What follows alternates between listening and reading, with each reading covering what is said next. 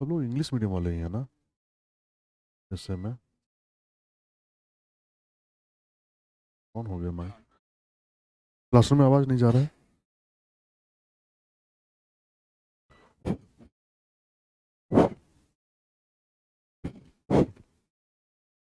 Audible. ठीक है।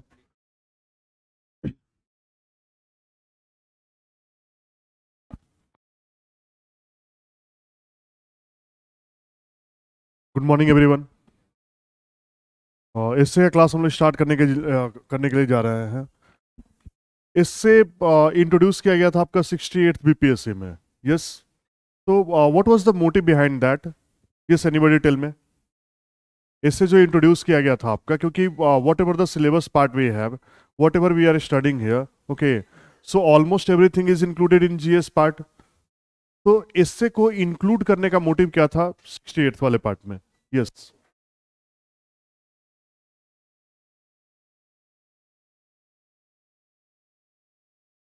सी optional से इनकंसिस्टेंसी अगर आता आपका, तो why this optional is there in UPSC.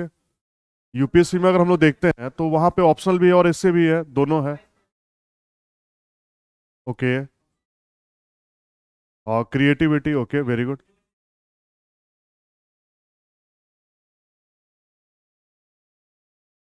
Okay. Okay, very good. Sorry. Current वाला पार्ट आपका इसमें है, जीएस में है। ओके। जीएस में आपका करंट वाला पार्ट है। यस। स्पॉन्टेनिटी। ओके, स्पॉन्टेनिटी का मतलब क्या होता है? यस।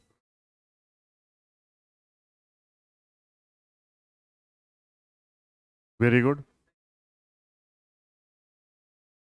पर्सनालिटी को रिफ्लेक्ट करता है, तो personality means what? Your height, your weight, your yes, your colour. Yes. Yes, very good. और एक टॉपिक को कितने एस्पेक्ट में सोच सकते हैं। सी, एक और चीज ध्यान में रखिएगा आप, कि जैसे जीएस वाला पार्ट भी हम लोग करते हैं ना, तो जीएस में भी आपका आंसर जो है वो मोनोटोनस नहीं होना चाहिए। Okay. Apart from history part, अगर आप मान लो करंट में आते हैं या पॉलिटी में भी आते हैं, तो पॉलिटी का भी कोई अगर आंसर आप वहाँ पे लिख रहा है ना, तो वहाँ पे भी अदर डायमेंशन को लिखना जो है that is not excluded. Okay. वहाँ पे भी आपको हर डायमेंशन में जाके जो है क्वेश्चन को टैकल करना होता है। आप इकोनॉमिक्स का क्वेश्चन देखिएगा ना, तो इकोनॉमिक्स और ज्योग्राफी जो है वो ऑलमोस्ट मिक्स होता है आपका। ठीक है। तो ऐसा नहीं होता है कि इकोनॉमिक्स के क्वेश्चन में आपका पॉलिटी वाला पार्ट जो है वो कवर नहीं होगा। जो गवर्नेंस का पार्ट है आपका, वो इकोनॉमिक्स के आंसर में ऐसा हो ही नहीं सकता है कि आप इंक्लूड बिना किए हुए। क्योंकि इकोनॉमिक्स में क्या होता है आपका, कि economics is the result of political whatever the policy we have. Yes और नो? तो कभी भी कोई भी आंसर राइटिंग जब होगा ना आपका, that is multi dimensional. Okay. तो वो एस्पेक्ट हम लोग कवर कर रहे हैं जीएस में भी। यस। और कुछ? Yes. Philosophical aspect, okay, very good. तो मिला जुला के वही है आपका, कि essay is going to reflect your personality. Okay, and personality means what? कि व्हाट यू थिंक। जीएस वाले पार्ट में देखिएगा ना आप, तो जीएस में बहुत स्कोप नहीं होता है आपके पास। ओके। कि you can reflect your self.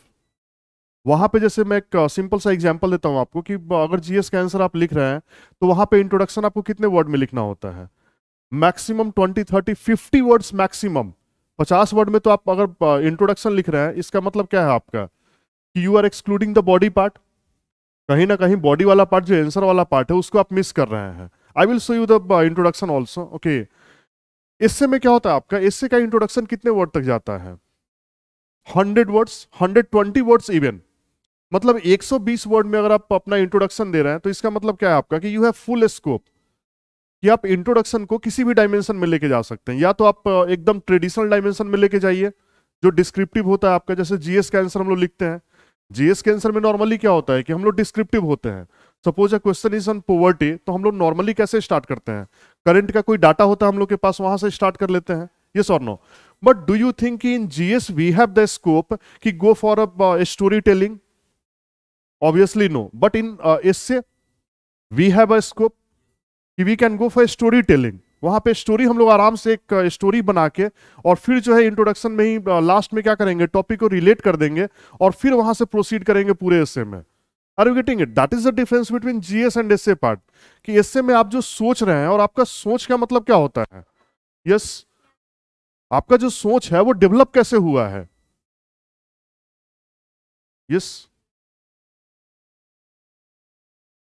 Very good. और वेरी गुड, और वेरी गुड, और very good, very good, very good, और how much in depth study you have performed. जैसे हम लोग जो बोलते हैं ना कि हम लोग क्या सोचते हैं किसी टॉपिक के बारे में, एक चीज हमेशा ध्यान में रखिएगा, मतलब सुनने में थोड़ा सा अजीब सा लगेगा, लेकिन कोई भी अगर टॉपिक है ना आपका, उस पर हम लोग जो सोचते हैं ना, तो that is time tested field thinkings we have.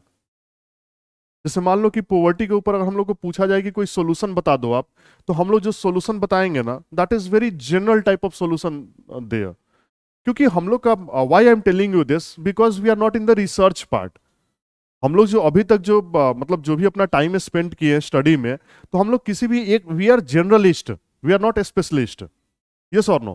कि हम लोग जो भी अभी टॉपिक स्टडी कर रहे हैं वो इतना शैलो लेवल पे स्टडी किए हैं कि हम लोग कोई स्पेशलिस्ट सॉल्यूशन नहीं दे सकते हैं। आप सोचो ना, पॉवर्टी के ऊपर सी रंगराजन का कमिटी बनाया गया है।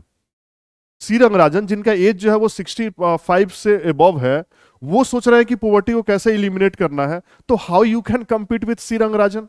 Is it possible? नहीं। लेकिन होता क्या है आपका कि जब आप सी रंगराजन कमेटी के रिपोर्ट को जब स्टडी करते हैं, ओके, तो वहां से आपको एक या दो पॉइंट वैसा मिलेगा जो आपको लगेगा कि अच्छा ये भी हो सकता है। यस और no? That can be a solution also. तो आपका जो थिंकिंग जो डेवलप हो रहा है ना आपका, वो कहां से डेवलप हो रहा है? That is all about the study part. तो नॉर्मली क्या होता था, मतलब 68 से पहले जो एक ट्रेंड था, कि जब भी हम लोग जीएस के बारे में प्रिपेयर करते थे ना, तो आपको भी पता होगा कि एक दो नोट्स जो है वो मार्केट में मिलता था, और उसका जो है आप आंसर भी लोग रट्टा मारते थे। मेंस में क्वेश्चन भी प्रिडिक्टेबल होता था, आंसर भी प्रिडिक्टेबल होता था। जो जितना अच्छा रट्टा मारेगा वो उतना अच्छा मार्क्स लेके आएगा, ठीक है। मतलब वहां पे कोई स्कोप ही नहीं था कि आप एक सीरियस कैंडिडेट को एक नॉन सीरियस कैंडिडेट से कैसे मतलब वो करेंगे, अलग करेंगे। यस और नो? लेकिन इससे में क्या होता है आपका? यस, इससे में रट्टाफिकेशन नहीं चलता है, ठीक है। जैसे हम लोग भी ऐसे का क्लास करेंगे अपना, जब प्रोसीड करेंगे, तो रट्टाफिकेशन is not that much important. Important क्या होता है आपका? Brain storming. ब्रेन स्टॉर्मिंग का मतलब क्या होता है कि एक कोई भी टॉपिक उठा लीजिए आप, ठीक है, कोई भी एक टॉपिक आपने उठा लिया और उसके बाद उस पर अपना पॉइंट जनरेट करना शुरू किया, ओके।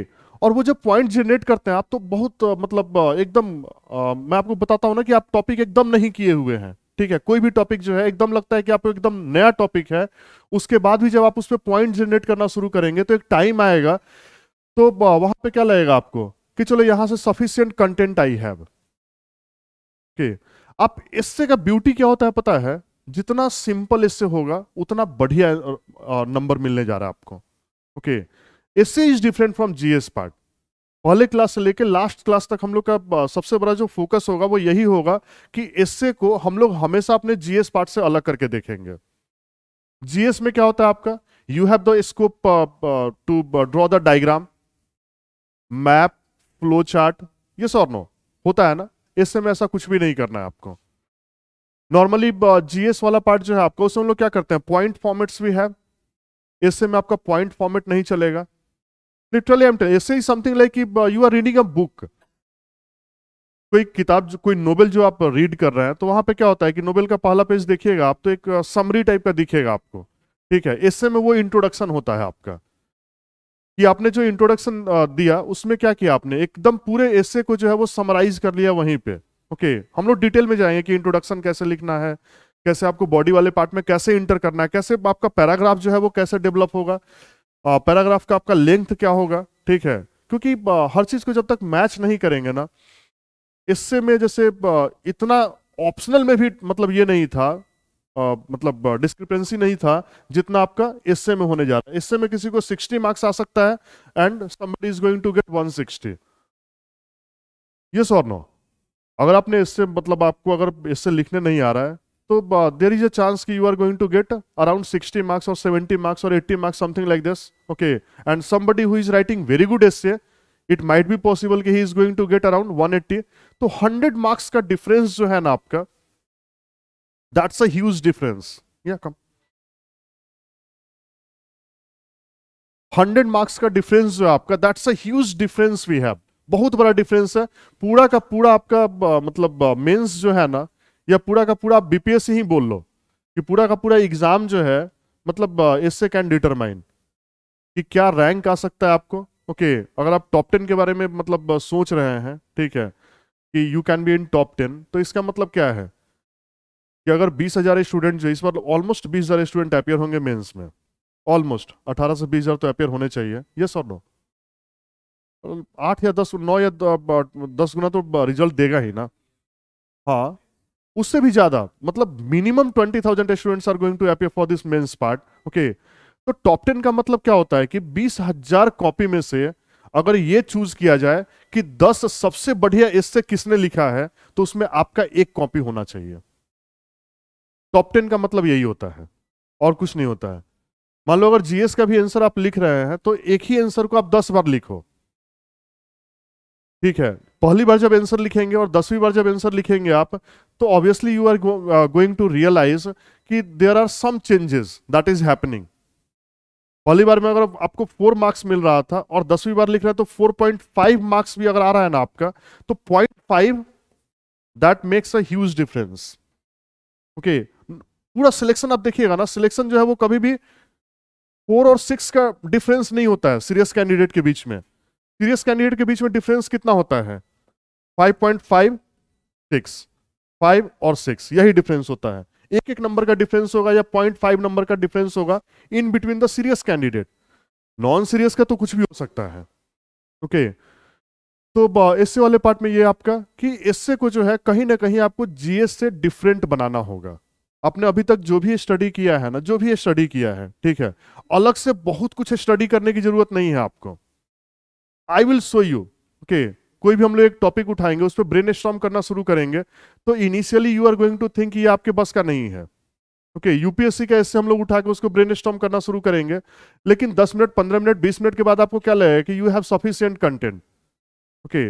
और दूसरा, अपने आप पे कॉन्फिडेंस अगर लाना है आपको, तो उसका भी एक और तरीका क्या है आपका, कि आप जाइए वेबसाइट पे, ठीक है, अलग अलग इंस्टीट्यूट का वेबसाइट है, वहां पे टॉपर्स का ऐसे पड़ा हुआ है, उसको उठा के देखिए। तो आप देखिएगा ना उनका ऐसे, तो आपको लगेगा क्या, मतलब उसको एक अलग तरीके से थोड़ा सा स्टडी कीजिए उसको, जैसे रिसर्च हम लोग करते हैं ना, कि what is different there, how they are going to get good marks, yes और नो। अगर उनको अच्छा मार्क्स मिला है तो कुछ तो अच्छा लिखा होगा ना उन्होंने। मान लो अगर किसी ने यूपीएससी में 160 लेके आया है कोई, ठीक है, तो कुछ तो बढ़िया लिखा होगा। तो one thing that is common there, what is that? Yes, okay. और मल्टी डायमेंशनल, वेरी गुड। और ओके, और holistic approach, very good, okay. और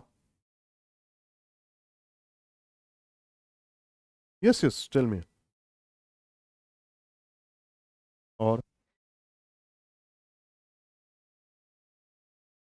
सी, एक कॉमन चीज आप जाके उठा के देख लीजिएगा, विजन का प्लेटफॉर्म है आपका, तो उसमें बहुत सारा टॉपर्स कैसे आपको मिल जाएगा, या और भी बहुत सारे इंस्टीट्यूट है जिनके वेबसाइट पे आपको टॉपर्स कैसे मिल जाएगा। एक चीज आपको कॉमन मिलेगा, वन इज सिंप्लिसिटी। दूसरा क्या है आपका? स्ट्रक्चर्ड। इससे हमेशा उनका स्ट्रक्चर्ड होता है। स्ट्रक्चर्ड का मतलब क्या होता है आपका? Yes, what they want to, yes yes yes, tell me, okay. और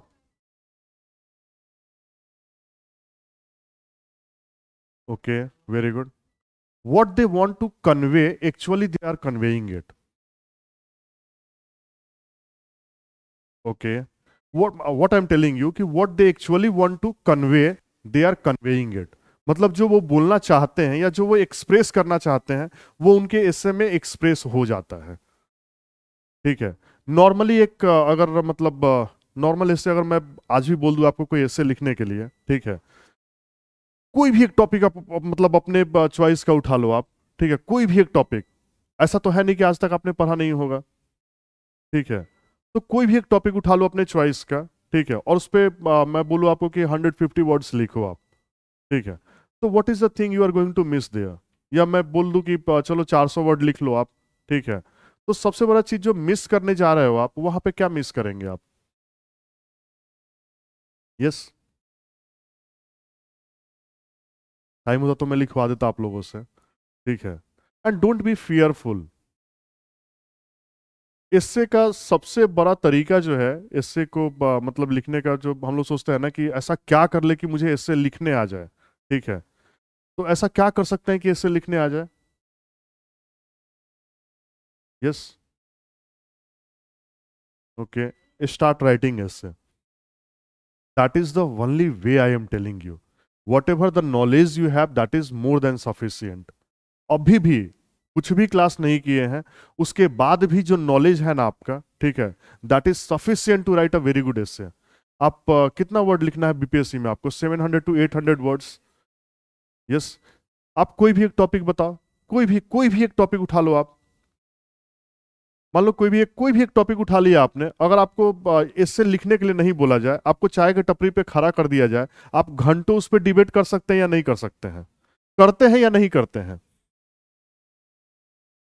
यस, चाहे वो कनाडा का जो प्राइम मिनिस्टर है ट्रूडो का इशू हो, या कोई कोई भी, ठीक है, या बीपीएससी का प्रोटेस्ट का इशू हो, कोई भी इशू पे अगर आपको चाय के टपरी पे खड़ा कर दिया जाए तो आप 2 घंटा उस पर डिबेट कर सकते हैं। इसका मतलब क्या है?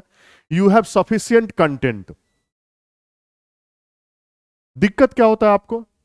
You are not able to express it in a structured manner. Structured manner में कैसे आपको एक्सप्रेस करना है वो चीज आपको नहीं पता है, ठीक है, वो चीज अगर आप मतलब कर लिए, तो इसका मतलब क्या है कि आपका ऐसे पार्ट इज ओवर।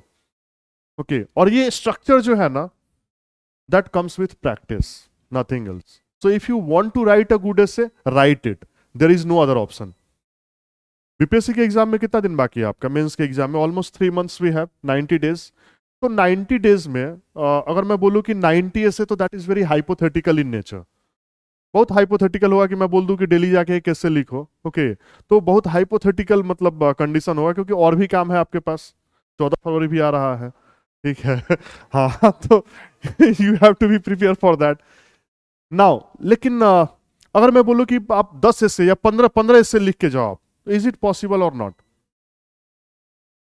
15 ऐसे तो लिख सकते हैं आप, ठीक है, 15 ऐसे भी अगर आप लिख के जाते हैं ना, बिलीव में, ओके, कि बहुत सारे स्टूडेंट्स जो यूपीएससी में अपना थर्ड मेंस दे रहे हैं या फोर्थ मेंस दे रहे हैं, वो लोग भी 15 20 ऐसे नहीं लिख के जाते हैं, still they are going to get the good marks. Okay, अगर आप 15 ऐसे भी लिख के जाते हैं ना, बिलीव में कि आपका ऐसे जो है मतलब बढ़िया पेपर जाएगा, above average you are going to get, एकदम एवरेज से ऊपर मिलेगा आपको, कोई डाउट नहीं है इसमें, ठीक है। Anything else you want to add here? There is nothing good score. Out of 300, 300 you can get. That is a good score. 280 you can get. That's a good score. Yes or no? See, benchmark तब तक हम लोग को नहीं पता चलता जब तक वो एस्टेब्लिश नहीं हो जाता है। अगर मान लो अगली बार किसी, अच्छा, बीपीएससी में 66 या 67 का जो रिजल्ट आया था, उसमें आपने देखा था ना कि एक ऑप्शनल में एक स्टूडेंट को 270 या 280 समथिंग मिला था, मैथ्स वाले में मिला था ना 280। तो आउट ऑफ 300 280 ही गॉट और नॉट? अगर उसको मिला, तो इससे में भी अगर किसी को आ जाएगा, then you are going to realise कि इट इज पॉसिबल। छोड़ दो, नहीं 280 आएगा, 250 तो आ सकता है। यस, तो अपना बेंचमार्क जब भी सेट करना, जब सोचना ही है तो अच्छा सोचते हैं। हाँ, जब सोचना ही है तो आसमान से गिरेंगे तो खजूर पे अटकेंगे, अब खजूर से गिरेंगे तो कहाँ अटकेंगे? अगर मान लो हम अपना बेंचमार्क ही सेट कर लेते हैं कि हमको 150 चाहिए, ठीक है, तो 150 से अगर मतलब लुढ़कना शुरू करेंगे तो मालूम चला 100 तक पहुंच गया, 250 से लुढ़कना शुरू करेंगे तो 200 तक आके गिरेंगे। यस और नो? क्योंकि आपका जो मतलब जिस तरीके से आप नंबर के बारे में सोचेंगे, ठीक है, उसी हिसाब से आपका प्रिपरेशन होगा, बिलीव में। प्रीलिम्स में है ना आपका, आप अभी अभी दे के निकले हैं प्रीलिम्स, आप सोचते थे ना कि अच्छा स्कोर आए, एक बेंचमार्क आपने सेट किया होगा कि कट ऑफ से कम 15-20 नंबर ऊपर आना चाहिए, यस और नो? तो प्रिपरेशन भी उसी के हिसाब से होता है। कोई सोचता है कि नहीं इस बार जो है एग्जाम दे के देखते हैं, तो उसका एग्जाम भी वैसे ही जाता है, यस और नो? होता है या नहीं होता है? तो अभी सफिशियंट टाइम है, ओके, सफिशियंट टाइम है, don't think about the number, okay, just practice it. मतलब एग्जामिनर क्या करेगा आपके साथ, ओके, मतलब you can't think about it. Number जो हम लोग बोलते हैं ना, तो नंबर क्या है, यस, एक पर्टिकुलर माइंड सेट, जैसे examiner is also a human being, why I am not talking about the number, okay, examiner is also a human being, वो भी अपने घर में झगड़ा करके आएगा। किसी दिन तो ऐसा होगा ना, अगर मान लो 3 महीने आपका कॉपी इवेल्युएशन चलता है, 20,000 कॉपी जो है एग्जामिनर चेक कर रहा है, तो 3-4 महीने में किसी दिन तो ऐसा होगा कि उसके घर में झगड़ा होगा। उल्टा मैं बोल रहा हूं, ठीक है, किसी दिन ऐसा होगा जिस दिन उसके घर में झगड़ा नहीं होगा। Now I am right? तो उस दिन अगर उसका मतलब आपका कॉपी जो उसके हाथ में मिल गया, तो उस दिन तो वो खुश होगा कम से कम। He is a human being, I am telling you. और ऐसा होता है बहुत बार, आप कॉपी उठा के देखिएगा, आरटीए में तो कॉपी निकल रहा है ना, एक आदमी जिसका आंसर बहुत एकदम सिंपलिस्टिक, बहुत एकदम जनरल टाइप का मिलेगा, मालूम चलेगा उसका नंबर बहुत अच्छा आया। किसी ने बहुत अच्छा कॉपी लिखा, उसको नंबर नहीं मिला। It depends on what, yes, हाँ, उसके घर में क्या हुआ था। ठीक है, हाँ, that that is also a factor. तो बहुत सारा फैक्टर होता है, आपका मार्क्स जो मिलता है ना, उसमें बहुत सारा फैक्टर आपको दिखेगा, you can't even consider it, okay. लेकिन अल्टीमेटली हम लोग को क्या करना होता है, we have to perform there, yes और नो? तो हम लोग को परफॉर्म ही करना पड़ता है, और हम लोग परफॉर्म ही कर सकते हैं, नंबर देना उनके हाथ में है। अल्टीमेटली जो है they are going to give you the number.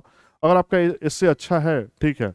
और सबसे बड़ा चीज क्या होता है आपका, इससे हो या मतलब पूरे मेंस के बारे में बता रहा हूं आपको, ठीक है, 20,000 कॉपी होता है चेक करने के लिए, और एक आंसर पे मतलब सोचो कि एक आंसर को 20,000 बार चेक करना है, कितना मोनोटोनस काम होगा, ये नो? कितना मोनोटोनस काम होगा कि एक ही एस्से जो है, ठीक है, और उसमें भी जो है वो रीजनल लैंग्वेज वाला एस्से जो है आपका, उसको कोई एकदम मतलब कोई अलग तरीके से इंटरप्रेट कर रहा है, कोई किसी और तरीके से इंटरप्रेट कर रहा है। तो एग्जामिनर मार्क्स कब देता है? आप आरटीआई से जो कॉपी आया है, किसी का कॉपी देखे हैं आप? ऑनलाइन अवेलेबल होता है ना कि आरटीआई से मेरा कॉपी आया, मेरा कॉपी आया है, ठीक है। तो कॉपी आपने देखा होगा, पूरे कॉपी में दिखेगा आपको इस तरह का, ऐसे ऐसे करते जाएगा, ठीक है, और आपका नंबर जो है वो मिल जाएगा, चाहे वो जीएस का हो, चाहे वो आपका एसए का हो, ठीक है। समझो यही काम उसको 20,000 बार करना है ना। उसी में से अच्छा मार्क्स जो है वो किसको मिलता है, जहां पे एग्जामिनर को 1 मिनट के लिए लगेगा ना कि अच्छा इसके कॉपी में something is different there, something is different. तो वो मतलब एकदम 1 मिनट तो बहुत हो गया, आपका 5 सेकंड के लिए आपके कॉपी पे रुकेगा, ठीक है, आपके आंसर पे रुकेगा कि व्हाट इज डिफरेंट हियर। क्योंकि 20,000 बार एक कॉपी में लगा, क्या यहाँ पे लगता है कुछ डिफरेंट है, then he is going to stop here.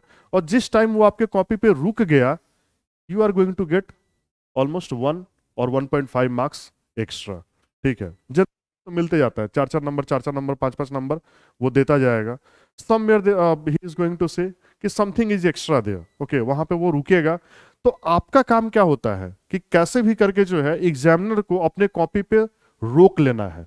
That's why we are drawing the flow chart, diagram and everything ना, कि जो चीज हम लोग सेंटेंस में बोल सकते हैं उसको फ्लो चार्ट बना देते हैं, ताकि थोड़ा सा आई कैची लगेगा। आई कैची लगेगा तो एग्जामिनर रुकेगा, ठीक है। बहुत बार एक और तरीका होता है आपका नंबर लेने का, जैसे हम लोग बोलते हैं ना कि इधर you are going to convince the examiner और कंफ्यूज द एग्जामिनर। या तो उसको आप कन्विंस कर लो, या तो उसको आप कंफ्यूज कर दो, दोनों टाइम में आपको नंबर, कंफ्यूज करना थोड़ा सा रिस्की होता है, but you are going to get number, okay. जैसे one of my friend, when I was preparing for UPSC, तो वो हर साल इंटरव्यू में अपियर होता था, तो 2-3 इंटरव्यू उसने दिया था, ठीक है। उसके पूरे जीएस के आंसर में जो है, जो सब हेडिंग होता है ना आपका, ठीक है, जैसे मान लो reason, reason for political crisis, वो कैपिटल में लिखेगा और उसके बाद जो है ऐसे बॉक्स बनाएगा, उसके नीचे में क्या लिखेगा ना उसको पता होता था ना एग्जामिनर को पता होता था। हाँ लिटरली उसका मतलब राइटिंग जो था वो समथिंग लाइक, उसके बाद भी उसको नंबर मिलता था। क्यों? Examiner is confused, examiner structure देख रहा है कि अच्छा इसने रीजन लिखा है, 1 ये भी दिख रहा है, 2 ये भी दिख रहा है, इसके बाद किसको टाइम है पढ़ने का, literally I am telling you, किसको इतना टाइम है मगजमारी करने का कि बैठ के जो है वो इसमें दिमाग लगाया कि इसने लिखा क्या है। ठीक है, उसका आंसर ऐसा ही होता था, मतलब 10 मिनट के बाद मतलब वो खुद भी रीड नहीं कर पाता था कि उसने क्या लिखा है, और लगभग 2-3 बार उसने इंटरव्यू दिया था। ठीक है, तो that is also approach, but ये थोड़ा डेंजरस अप्रोच है। ठीक है, इसको ट्राई करने से अच्छा है, हाँ मतलब देयर इज अ चांस। ठीक है, और अब अगर ऐसे लिखते हैं तो और भी चांसेस है कि नंबर मिल जाए, क्योंकि अब तो आरटीआई से कॉपी आता है, तो नंबर क्यों नहीं दिया, you can raise a question. आप वहां पे मैग्नीफाइंग लेंसेज लेके दिखा सकते हैं उनको कि मैंने सही लिखा था बट आपने नंबर नहीं दिया, तो मतलब these are the things. Okay, but essay वाले पार्ट में आते हैं हम लोग।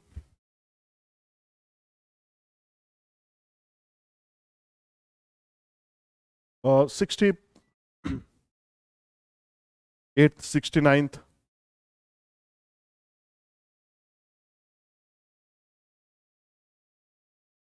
ये 69th का ऐसे था।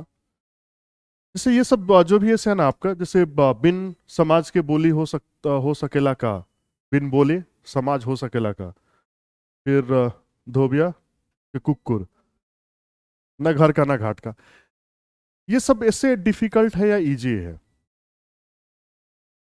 इसमें नहीं, इसमें मैं बताता हूं आपको, these are the type of philosophical essay. Essay का जो टाइप देखिएगा ना आप, ये ऐसा नहीं है कि कुछ मतलब एकदम से एक्स्ट्राऑर्डिनरी कुछ एस्से है। इसमें सबसे मुश्किल काम क्या है, बस इसको इंटरप्रेट करना। अगर आप ये लाइन इंटरप्रेट कर लिए ना कि इसका मतलब क्या है, that is the most difficult part we have, otherwise it's a very easy essay. गांव में ये बोला, जैसे फिलोसफिकल, जैसे एस्से वाले पार्ट में हम लोग अभी आगे जाएंगे। ठीक है, तो वहां पे देखेंगे कि एस्से का टाइप होता है आपका। एस्से का टाइप मतलब सोशियो इकोनॉमिक इश्यूज भी है, पॉलिटिकल इश्यूज भी है, ओके, इंटरनेशनल इश्यूज भी है, देन फिलोसफिकल एस्से भी है, इन्वायरमेंट के ऊपर कभी एस्से आता है आपका, science and technology, that is another part we have. अलग अलग डायमेंशन होता है आपका। जैसे मान लो सोशियो इकोनॉमिक इशू के बारे में बात कर रहे हैं तो women, that's a very particular topic we have. Yes और नो, वीमेन जो है एक बहुत मतलब फेमस टॉपिक है। यस, इकोनॉमिक्स के बारे में बात करें तो एग्रीकल्चर, पोवर्टी, ये सब क्या है आपका, यस, एवरग्रीन टॉपिक है आपका। तो वैसे ही क्या होता है, डायमेंशन होता है आपका। इससे पॉलिटिकल पार्ट में आ जाइए आप। ठीक है, तो democracy, democracy itself is a topic of debate, yes और नो। तो nation building, that is also a topic we have. Okay, तो ये सब क्या है आपका कि एस्से का टाइप होता है, one type we have that is philosophical essay. UPSC का भी पैटर्न उठा के देखिएगा आप, तो वहां पे क्या है आपका कि जो न्यू पैटर्न जो डेवलप हुआ है वहां पे most of the essays are philosophical in nature. Okay, तो और सबसे बड़ा चीज क्या होता है कि हर एस्से को लिखने का तरीका भी अलग होता है। फिलोसफिकल एस्से को लिखने का तरीका आपका अलग होगा। अगर मान लो कोई सोशियो इकोनॉमिक का एस्से आता है, उसको लिखने का तरीका आपका अलग हो सकता है। ठीक है, और हम लोग के पास क्या है कि 3 essays we have to write, 3 essay हम लोग को लिखना है ना। तो what we are going to target here, हम लोग जो टारगेट करेंगे यहाँ पे वो ये करेंगे कि तीनों एस्से का इंट्रोडक्शन जो है वो 3 तरीके से लिखेंगे। ठीक है, variety must be there, variety होगा, एग्जामिनर का पेन जो है वो आपके कॉपी पे रुकेगा।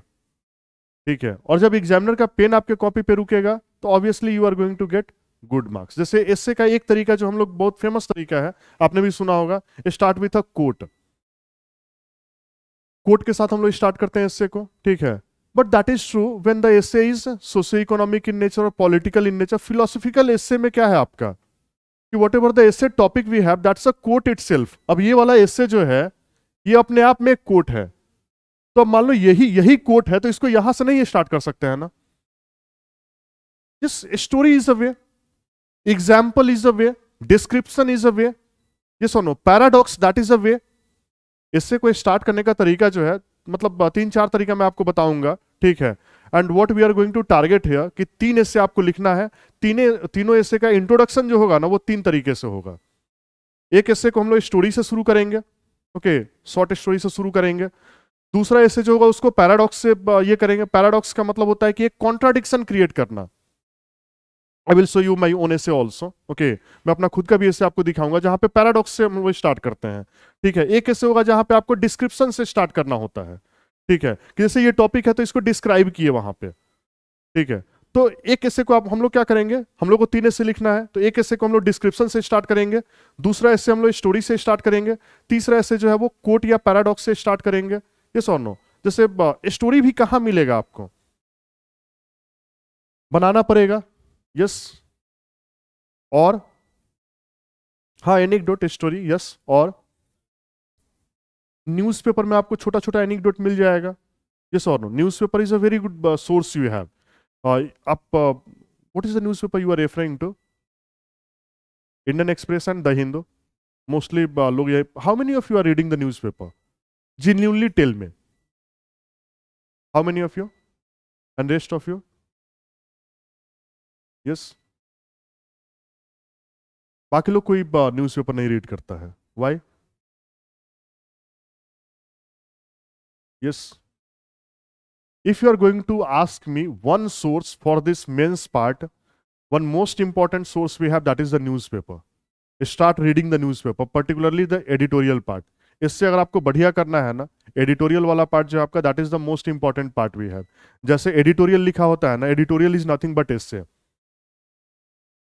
एडिटोरियल जो है वो कुछ नहीं है आपका। आप देखिए, जैसे हम लोग बोलते हैं ना कि एक एस्से को 10 तरीके से कैसे सोच सकते हैं, तो आप देखते हैं ना कि एक ही टॉपिक पे एक ही टॉपिक है, एक ही न्यूज़पेपर में 10 दिन उसी पे एडिटोरियल 10 तरीके से आता है। इससे बढ़िया सोर्स एस्से के लिए क्या हो सकता है? Are you getting it? जैसे मान लो कि अभी जैसे अर्थक्वेक ही आया, ठीक है, या कोई भी एक इशू उठा के देख लो आप, वन नेशन वन इलेक्शन, ये एक टॉपिक है जो डिबेट में है अभी आपका, यस और नो। इसी वन नेशन वन इलेक्शन के ऊपर कम से कम 10-15 एडिटोरियल आ गया है आपका। मतलब क्या है कि एक ही टॉपिक को आप 15 तरीके से लिख सकते हैं। एस्से का कोई भी बुक मार्केट का उठा के देख लो, ओके, वो आपको हेल्प नहीं कर सकता है। अगर आपने जो एस्से वहां पे जैसे रट्टाफिकेशन कर रहा है ना, तो ऐसा नहीं कि वो बुक आप ही के पास है, और भी लोग होंगे जिनके पास वो बुक होगा, ओके। तो वही चीज जहां से आप स्टार्ट करेंगे वहां से वो भी स्टार्ट करेंगे। Then yes, what about the personality? तो आपका पर्सनालिटी कैसे रिफ्लेक्ट हुआ? तो सबसे बेस्ट तरीका है आपका एस्से को प्रिपेयर करने का, रीड द एडिटोरियल। उससे अच्छा तरीका कुछ हो ही नहीं सकता है। सोचो ना, दैट इज द ब्यूटी। इससे खूबसूरत चीज क्या हो सकता है आपको कि एक ही टॉपिक पे 15 अलग अलग तरीके से आपको लिख के दिखाया जा रहा है कि एक ही टॉपिक को 15 अलग अलग तरीके से कैसे सोच सकते हैं। इससे बढ़िया एस्से का कोई बुक हो सकता है क्या? यस और नो? नहीं हो सकता है। यस, एडिटोरियल इज वन में। और दूसरा एक सोर्स क्या है आपका? योजना मैगजीन हो गए। और I will give you some notes. Yojana का आपके पास होगा नहीं, या होगा तो आप डाउनलोड कर लीजिएगा, ठीक है। Otherwise I will also provide you. योजना का एक फर्स्ट पेज आता है, ठीक है। उसमें क्या होता है, साइनोप्सिस होता है। पूरा जो योजना मैगजीन में कवर किया गया होता है ना, उसका एक साइनोप्सिस जो होता है वो आपका फर्स्ट पेज पे होगा। That is also very good source for essay preparation. Essay को अगर प्रिपेयर करना है, that's a very good source we have वहां पे। यस, हाँ, केवल साइनोप्सिस वाला पार्ट आप कर लीजिए ना, पूरा योजना नहीं हो पाएगा। तो उतना ही करना है जितना फिजिबल हो। लिस्ट करने के लिए तो हम लोग 15 सोर्स लिस्ट कर सकते हैं, but is it possible to do all this thing?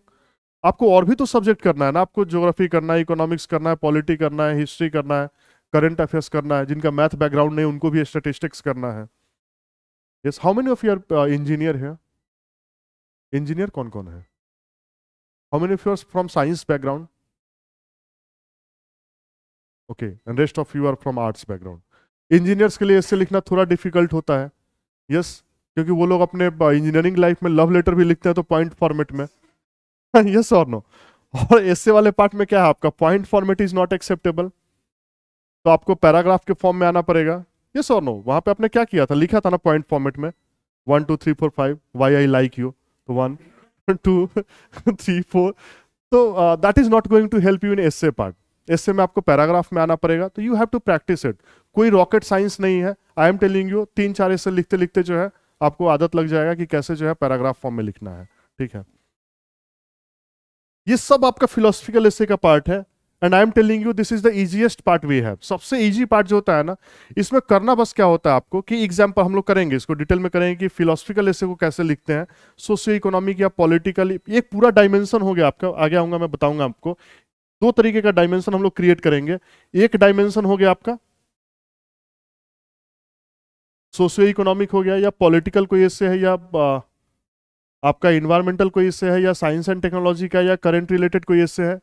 तो इसको लिखने का एक पूरा पूरा बॉडी वाला पार्ट जो है उसको लिखने का तरीका अलग होगा, फिलोसफिकल एस्से को लिखने का तरीका अलग होगा, ठीक है। फिलोसफिकल एस्से में क्या होता है आपका कि एग्जांपल्स के साथ आपको सब्सटेंशिएट करना होता है। I will show you my own essay, philosophical essay भी दिखाऊंगा मैं आपको, सोशियो इकोनॉमिक इशू के ऊपर भी आपको एस्से दिखाऊंगा मैं आपको, ठीक है। साइंस एंड टेक्नोलॉजी का भी एस्से दिखाऊंगा मैं आपको। तो हर का तरीका अलग, बिल्कुल तरीका अलग हो जाएगा आपका, कि फिलोसफिकल एस्से जो है उसको पूरा लिखने का तरीका अलग होगा, और सोशियो इकोनॉमिक या पॉलिटिकल कोई एस्से आता है आपका, उसको लिखने का तरीका आपका जो है वो अलग होगा, ठीक है। और ये वाला पार्ट जो है वो सबसे इजी पार्ट है, आपने बस टॉपिक को इंटरप्रेट कर लिया, उसके बाद जो है बहुत मेहनत करने का भी जरूरत नहीं है। बस क्या करना है, 5 मिनट थिंक करना है आपको कि मतलब एग्जाम्पल कहाँ से मिलेगा, इस चीज से रिलेटेड जो है वो एग्जाम्पल कहाँ से मिलेगा, ठीक है। और जैसे जैसे एग्जाम्पल मिलता गया आपका, वैसे वैसे क्या किया आपने, एक फॉर्मेट बना लिया और फॉर्मेट बना के लिखना शुरू कर दिया, ठीक है।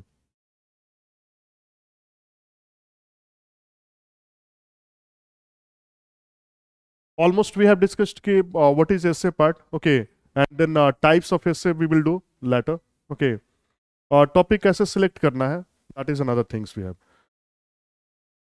टॉपिक कैसे सिलेक्ट करते हैं एस्से वाले पार्ट में, यस, जिसका कंटेंट ज्यादा हो, वेरी गुड, और मीनिंग क्लियर है, वेरी गुड, और यस, और कभी भी ये सोच के टॉपिक मत सिलेक्ट कीजिएगा कि ये आपका ऑप्शनल था या ये आपका बैकग्राउंड था, ओके। जो आपका बैकग्राउंड होना, उससे तो एस्से नहीं ही सिलेक्ट कीजिएगा तो ज्यादा अच्छा है। वाई? बिकॉज एस्से का नेचर जो होना चाहिए, it should be generalist in nature. आपका जो बैकग्राउंड है, you are going to be a specialist there, yes और नो, कि आपका जो बैकग्राउंड है उससे हट के हमेशा एस्से को लेके जाइएगा। आपका एस्से जितना जनरल होगा उतना बढ़िया होगा, ओके। आप कभी भी अगर अपने बैकग्राउंड वाले पार्ट में चले गए ना, तो बैकग्राउंड वाले पार्ट में क्या होगा आपका, यस, मान लो अगर science and technology, information technology के ऊपर कोई ये है आपका, आपने सॉफ्टवेयर इंजीनियरिंग किया है, तो आप एस्से में भी जावा और C++ लिखना शुरू करेंगे। Is it required there? No. Essay एकदम सिंपल होना चाहिए आपका, जो एकदम रियल लाइफ में हो रहा है। अभी एक वीडियो कॉलिंग पे वो ये चल रहा है ना, अरेस्टिंग चल रहा है ना, डिजिटल अरेस्ट बोलते हैं उसको। एक और है आपका डार्क, क्या बोलते हैं उसको, नहीं, deep fake, deep fake, AI के हाँ, the use of deep fake. हाँ, किसी का भी पिक्चर जो है वो क्रिएट करके उसमें ऑडियो लगा के, ठीक है, और वो बता देगा कि you are telling this thing, yes और नो। तो that is the misuse of social media, okay, and internet platform. तो वो सब क्या है आपका, तो you have to write about all this things rather than C++ and Java, ठीक है। तो आपको जो है कभी भी जो है, जब भी टॉपिक सिलेक्ट करना है ना, तो टॉपिक्स में एक और चीज क्या है आपका, कि सबसे आसान काम इससे में क्या होता है, राइटिंग पार्ट। सबसे मुश्किल काम ऐसे में क्या होता है, preparation, okay. What to write, क्या लिखना है आपको ना, तो जितना आप टाइम दे सकते हैं, कोई भी अगर आपने टॉपिक सेलेक्ट किया है ना, मान लो अगर 3 या 4 टॉपिक दिया हुआ है, उसमें से आपको एक टॉपिक सेलेक्ट करना है, read all this 4 topics, okay. चारों टॉपिक आपको रीड करना है, कभी भी मतलब बायास में नहीं जाना कि ये टॉपिक मुझे आता है और मैंने चूज कर लिया। क्योंकि बहुत बार ऐसा होता है कि जो टॉपिक आपको आता है ना, वो आता है कितने वर्ड के लिए, 200-300 वर्ड्स के लिए, यस और नो। और जो टॉपिक आपको नहीं आता है ना, उस पर अगर आपने सोचना शुरू किया तो यू कैन राइट मतलब थाउजेंड्स ऑफ वर्ड, ओके तो उसके लिए क्या करना होगा कि जब भी आप टॉपिक सेलेक्ट करने जाते हैं तो रीड ऑल द टॉपिक्स एकदम आराम से। टाइम फैक्टर नहीं होता है आपका एस्से में। एस्से में सबसे आसान काम है लिखना, कि एक बार जब आपका प्रिपरेशन जो है वो पूरा हो गया तो आप आराम से लिख सकते हैं। ठीक है, तो रफ वर्क में क्या करना है आपको, पहले तो आइडेंटिफाई करना है टॉपिक को। ठीक है, कि कौन सा टॉपिक मुझे लिखना है, और कौन सा टॉपिक लिखने के लिए वो कैसे पता चलेगा आपको, कि सबसे पहला चीज जो है ना वो आपके दिमाग में ये आना चाहिए कि किसके लिए, किस टॉपिक के लिए सबसे अच्छा इंट्रोडक्शन मेरा तैयार है। इससे वाला पार्ट जो है उसमें भी एकदम प्रिपरेशन के साथ जाना है आपको। ठीक है, प्रिपरेशन के साथ जाने का मतलब क्या है आपको, यस ज्यादा नहीं, मतलब ऐसा नहीं कि hundreds of quote you need to remember. 100 quote याद करने की जरूरत नहीं है आपको। मुश्किल से आप 10 से 12 कोट जो है ओके वो याद करके जाइए। ठीक है, बस उसको ये पता होना चाहिए कि कोई भी अगर इससे आता है तो उसमें उसको पुट कैसे करना है। जैसे when I was preparing for UPSC तो हम लोग का ग्रुप जो था ओके 6-7 लोगों का ग्रुप था। तो एक पोएम था शेक्सपियर का, वो हम लोग सब जो है वो मतलब याद किए हुए थे और अपने एस्से में जो है वो डाल के आते थे, क्योंकि वो बड़ा मतलब जनरल टाइप का था। वो एक पोएम आपने सुना, इंग्लिश बैकग्राउंड किसी का है क्या, किसी को पोएम वगैरह सुनने का शौक है, लिखने का शौक है या पढ़ने का शौक है, अपार्ट फ्रॉम इंस्टाग्राम रील? ठीक है, वो पोएम यहाँ नहीं चलेगा। ठीक है, तो वो पोएम था कि something like there is a tide in the affairs of men okay when taken at flood leads on to fortune okay when omitted it will sink the ship और समथिंग लाइक दिस। तो वो जो था वो बड़ा general type का था। तो हम लोग उसको क्या करते थे कि माइंड मैपिंग किया था हमने कि अगर वीमेन का इशू आता है तो वहां पे भी ये इससे लिख सकते हैं, यूथ का इशू आता है वहां पे भी ये स्टार्ट कर सकते हैं। अरे इससे तो कोई एक ही लिखना है ना, सोशियो इकोनॉमिक में सोशियो आएगा तो या तो वीमेन आएगा नहीं तो यूथ आएगा। तो एक हमने कोट याद किया जो बड़ा जनरल टाइप का था और उसको जो है एकदम मतलब डिट्टो करके रखे थे कि कहीं ना कहीं तो इसको चेप के आना है। हाँ, क्योंकि उसको बड़ा जनरल टाइप का था। तो वैसे ही आपको क्या करना है कि बहुत ज्यादा पोएम या कोट याद करने की जरूरत नहीं है। ठीक है, 10-12 कोट अगर याद है आपको, 1-2 पोएम याद है तो that is more than sufficient, एकदम more than sufficient, nothing else is required. Example में भी क्या करना है आपको, एग्जाम्पल में भी बहुत ज्यादा नहीं, 15-20 एग्जाम्पल आप याद करके रखिए। अगर मान लो आपको 3 एस से लिखना है, 3 एस से लिखने का मतलब क्या हुआ, यस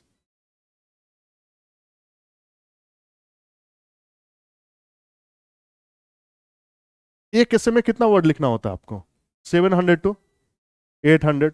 एक पैराग्राफ का जो है आपका कितना वर्ड होगा आपका, 60 वर्ड्स के अराउंड आपका एक पैराग्राफ होगा, और 70 वर्ड्स, यस और नो। मान लो अगर 60 वर्ड या 50 वर्ड का ही पैराग्राफ, छोटा पैराग्राफ ही लेके चलते हैं, तो 50 वर्ड्स में अगर पैराग्राफ लेके चलते हैं तो कितना पैराग्राफ हुआ आपका, यस 12 पैराग्राफ। 12 एकदम साइंटिफिक तरीके से सोचो। ठीक है, तब प्रिपरेशन का लोड जो है ना कि ऐसे के लिए बहुत प्रिपेयर करना होता है वो खत्म हो जाएगा। ठीक है, अगर मान लो आपको 12 पैराग्राफ आपको लिखने का है,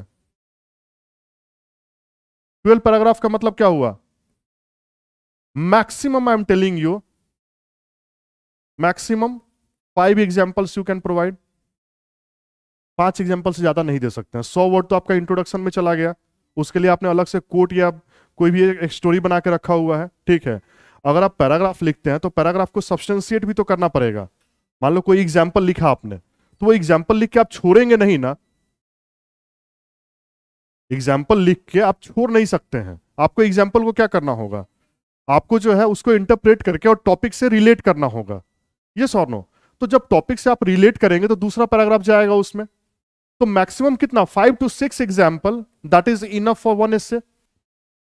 3 एस्से अगर आपको लिखना है एकदम साइंटिफिक वे में सोचो तो मैक्सिमम कितना एग्जाम्पल हुआ आपका, 15, 10 या 5 या 10 एग्जाम्पल जो है वैसे एक्स्ट्रा में रख सकते हो आप।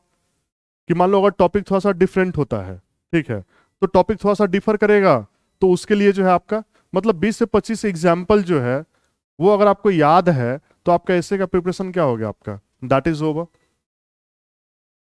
यस और नो। तो कितना कोट याद करना है आपको, मैक्सिमम 10 से 12 quote, 2-3 poem more than sufficient, और 15-20 एग्जाम्पल मोर देन सफिशियंट। उसके बाद ऐसे में कुछ नहीं करना होता है, बात बनाना होता है। इससे इज ऑल अबाउट इट। कि जैसे एक ऐसे मैं दिखाता हूं आपको, उसके बाद हम लोग चलेंगे कि कैसे ऐसे लिख सकते हैं हम लोग। और फिलोसफिकल इससे या कौन सा ऐसे देखा जाए? ठीक, फिलोसफिकल देखते हैं।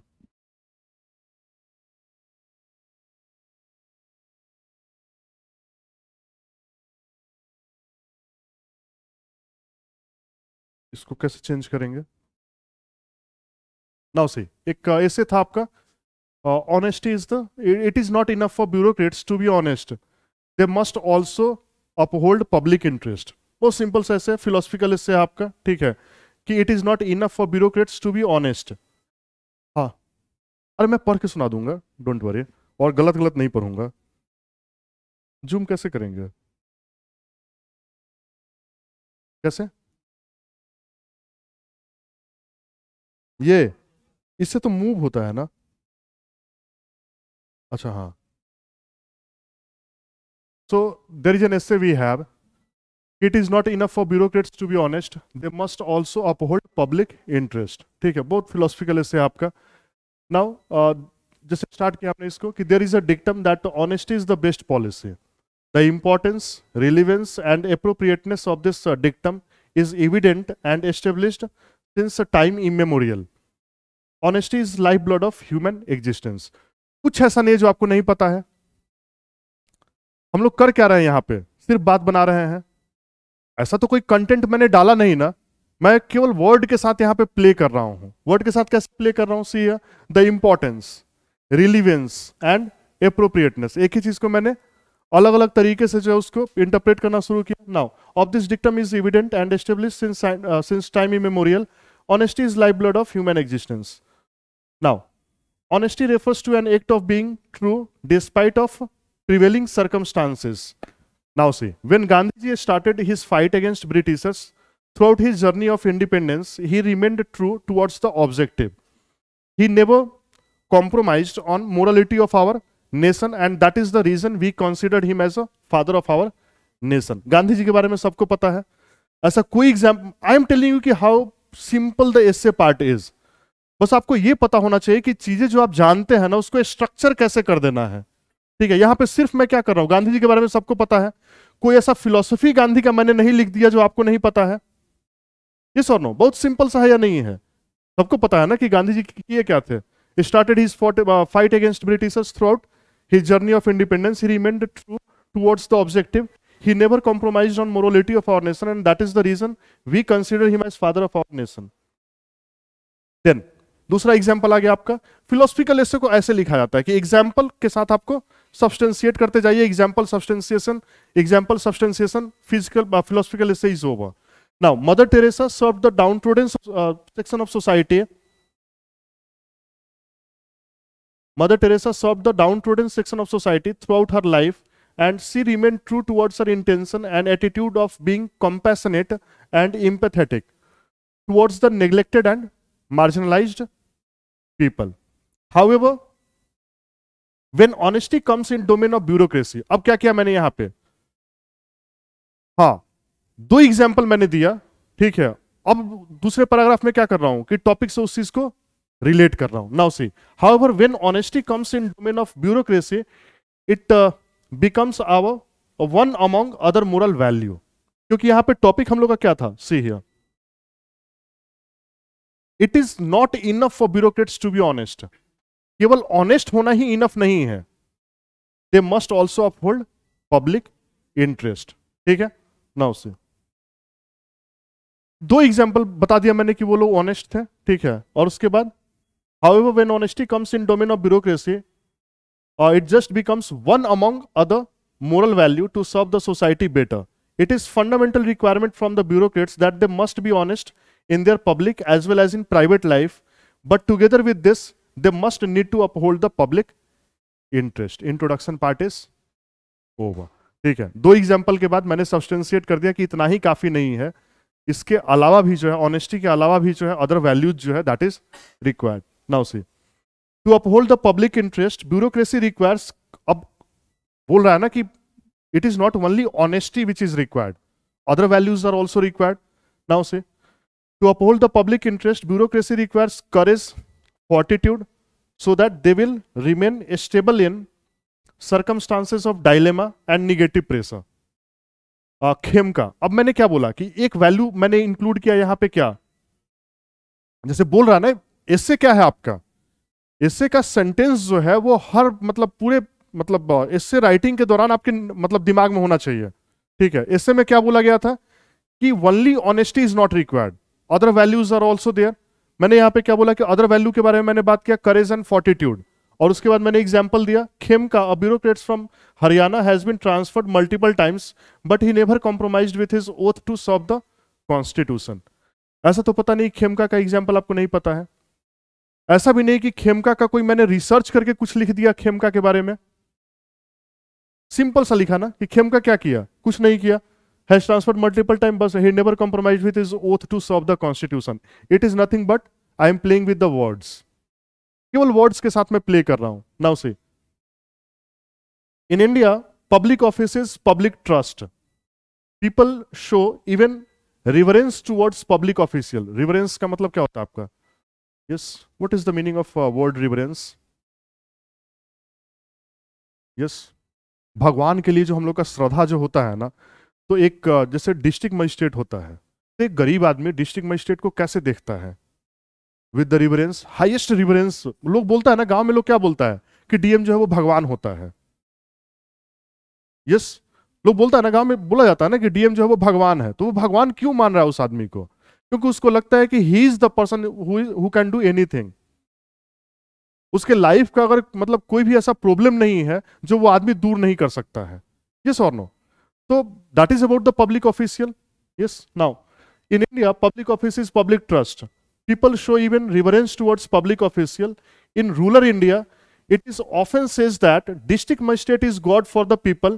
With such a high respect in society, bureaucracy serve the people in India. ये मैंने क्या किया, एक छोटा सा कहानी बनाया, मैंने क्या किया, एक बुलेट पॉइंट फेंका है इसको, ठीक है। उसके बाद देखो, ग्रेट ऑथोरिटी, ऑथोरिटी तो मिल गया इनको, पहले पैराग्राफ में मैंने क्या दिखाया कि इनके पास ऑथोरिटी है। नाउ दूसरे पैराग्राफ में, great authority comes with greater responsibility, with such high authority honesty is not enough for bureaucrats, they are expected to serve the larger public interest by constitution.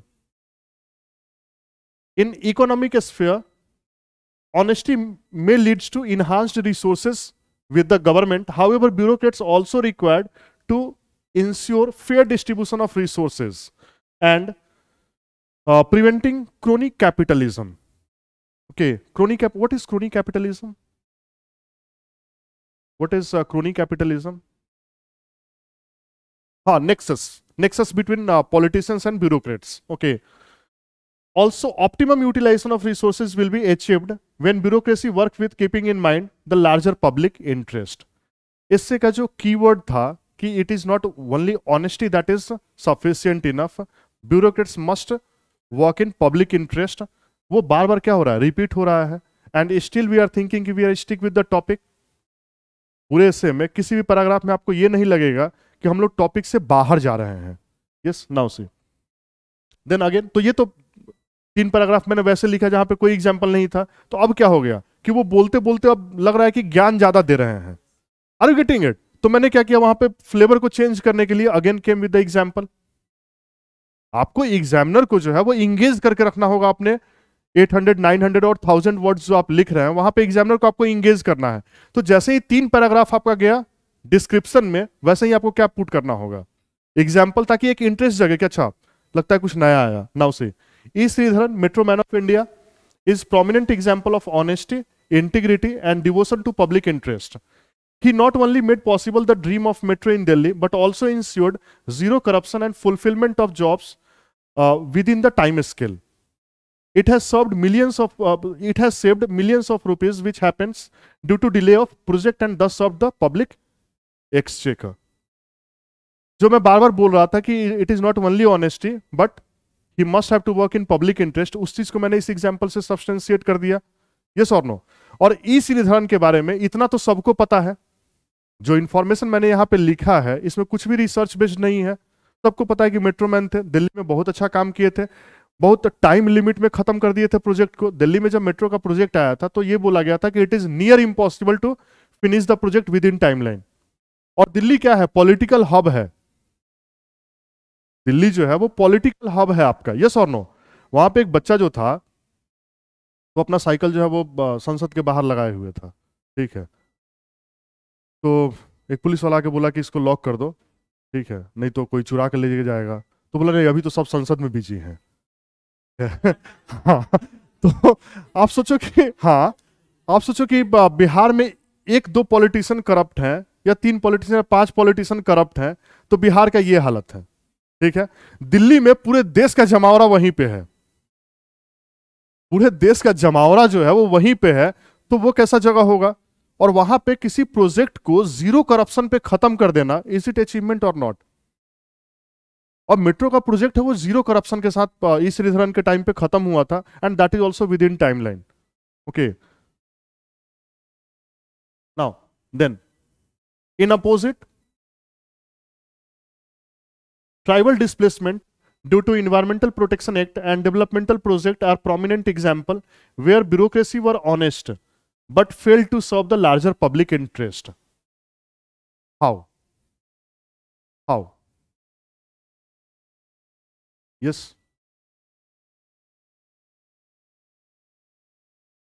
जैसे एक क्वेश्चन मैं पूछता हूं आपसे कि मान लो कि एफसीआई का कोई गोडाउन है, ठीक है, वहां पे एक सीनियर ऑफिशियल्स हैं आप, ठीक है।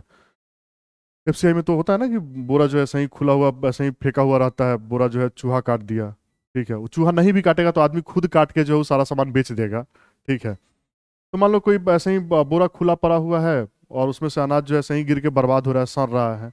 कोई बूढ़ी माता आपके पास आके बोलती हैं कि मतलब इसमें से एक कटोरा या दो कटोरा अनाज हमको दे दो, वो तो वैसे भी सड़ रहा है, what you are going to do? कि मतलब 3-4 दिन से मैंने खाना नहीं खाया है, मेरा फैमिली भी भूखा है।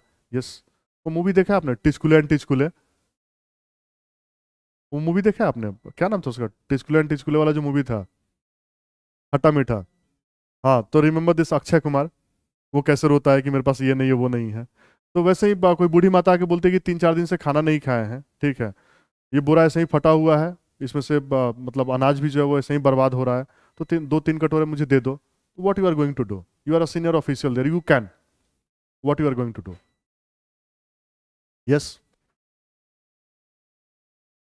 Very good, that is about the larger public interest. Yes, anybody else? Yes, yes, दे देना चाहिए। यस, यस, हाँ हाँ, बोलो बोलो बोलो।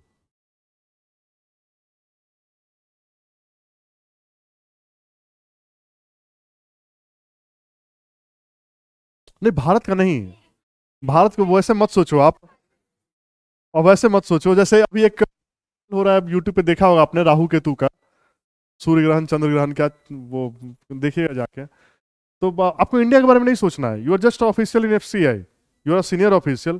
कोई माता जी आपके पास आके खड़ी हैं and she is asking about something, तो you are going to do it और नॉट? अरे आप एफसीआई के ऑफिशियल है, पॉलिसी के, आपको तो वहां का रजिस्टर भरते भरते पूरा जिंदगी निकल जाएगा, पॉलिसी। यस, ठीक है, वो तो आपके पास राइट ही नहीं है। आपके पास क्या वहां पे, you are a gate keeper. अगर आप एफसीआई में पोस्टेड हैं, भले ही कितने भी सीनियर ऑफिशियल हैं, तो यू आर समथिंग लाइक, आपको पॉलिसी बनाने का अधिकार नहीं होता है। यस, देन दे देना चाहिए, very good. Yes, anybody else tell me what you will do? होना, दे देना नहीं चाहिए, what you will do, tell me. That is about the essay part I am talking about. Essay is what, GS में होता तो ये कर देना चाहिए, सी रंगराजन ने ये बोला था तो ऐसे कर देना चाहिए था। यस और no? We are about the essay part, that is the, that makes the essay different. Yes,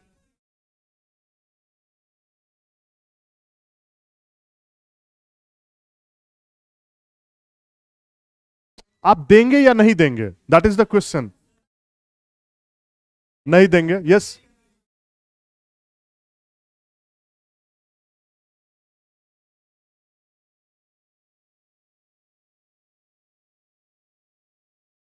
ठीक है, हाँ, नहीं नहीं, छोड़ दो, छोड़, आप क्या करेंगे? Very very simple question I have, ये जीएस का आंसर है। आई एम टेलिंग यू कि जीएस के आंसर, आप see, what I am trying to tell you, नहीं मैं क्या पूछ रहा हूं आपसे, आप नहीं समझ रहे हैं। अगर ये क्वेश्चन अगर जीएस में आता ना, ठीक है, तो हम लोग 50 रिकमेंडेशन बताते कि एआरसी ने बोला था नहीं देना चाहिए, सी रंगराजन ने बोला था दे देना चाहिए, यस और no. Survey report, economic survey बोलता है कि इतने लोग, केवल ये महिला अकेले नहीं है, almost 10% of the women that is deprived, तो हम लोग को नहीं देना चाहिए। Are you getting it? This is not about the GS part. This is essay part. I am asking to you. That's why I'm telling you ना कि essay is going to reflect your personality, कि what you are thinking. नहीं देना चाहिए, see, नहीं दे सकता. Who are you to give?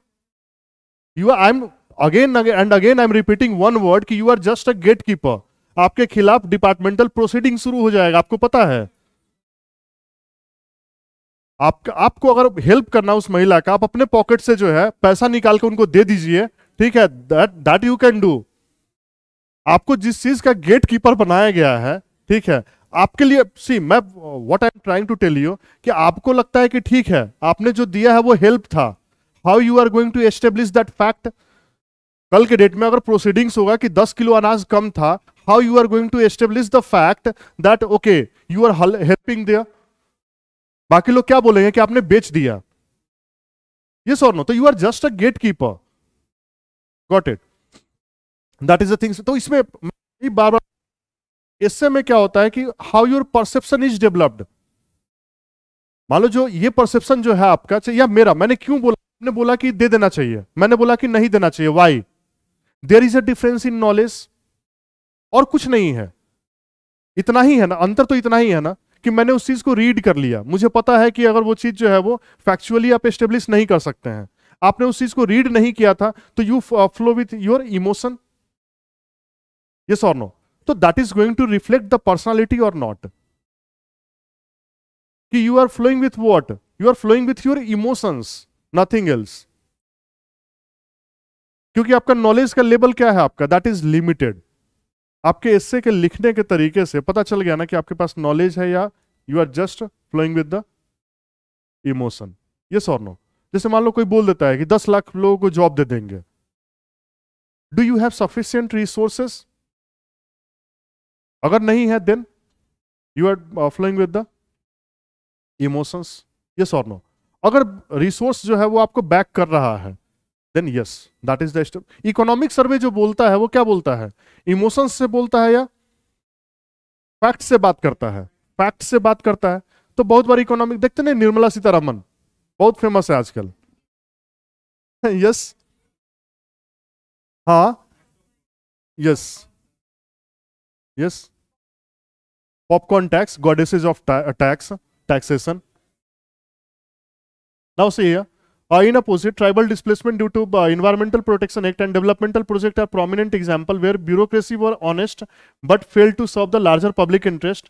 Poor policy formulation for environmental protection forced evacuation of tribal from their homeland, and a faulty rehabilitation method resulted in miseries in the life of millions of marginalized tribal people. Okay, honesty ensures that law will be implemented in its later, but wisdom ensures its applicability in spirits. Okay, honest implementation of economic policy may result in crony capitalism. However, larger public interest will ensure its fair distribution. The goal of inclusive growth and sustainable development lies in attitude of bureaucracy to think in larger public interest. फिर से इस paragraph में क्या किया मैंने, इससे को जो है जितना भी मैंने भाषण दिया सबको ला के मैंने कहां पे रोक दिया, टॉपिक से लिंक कर दिया।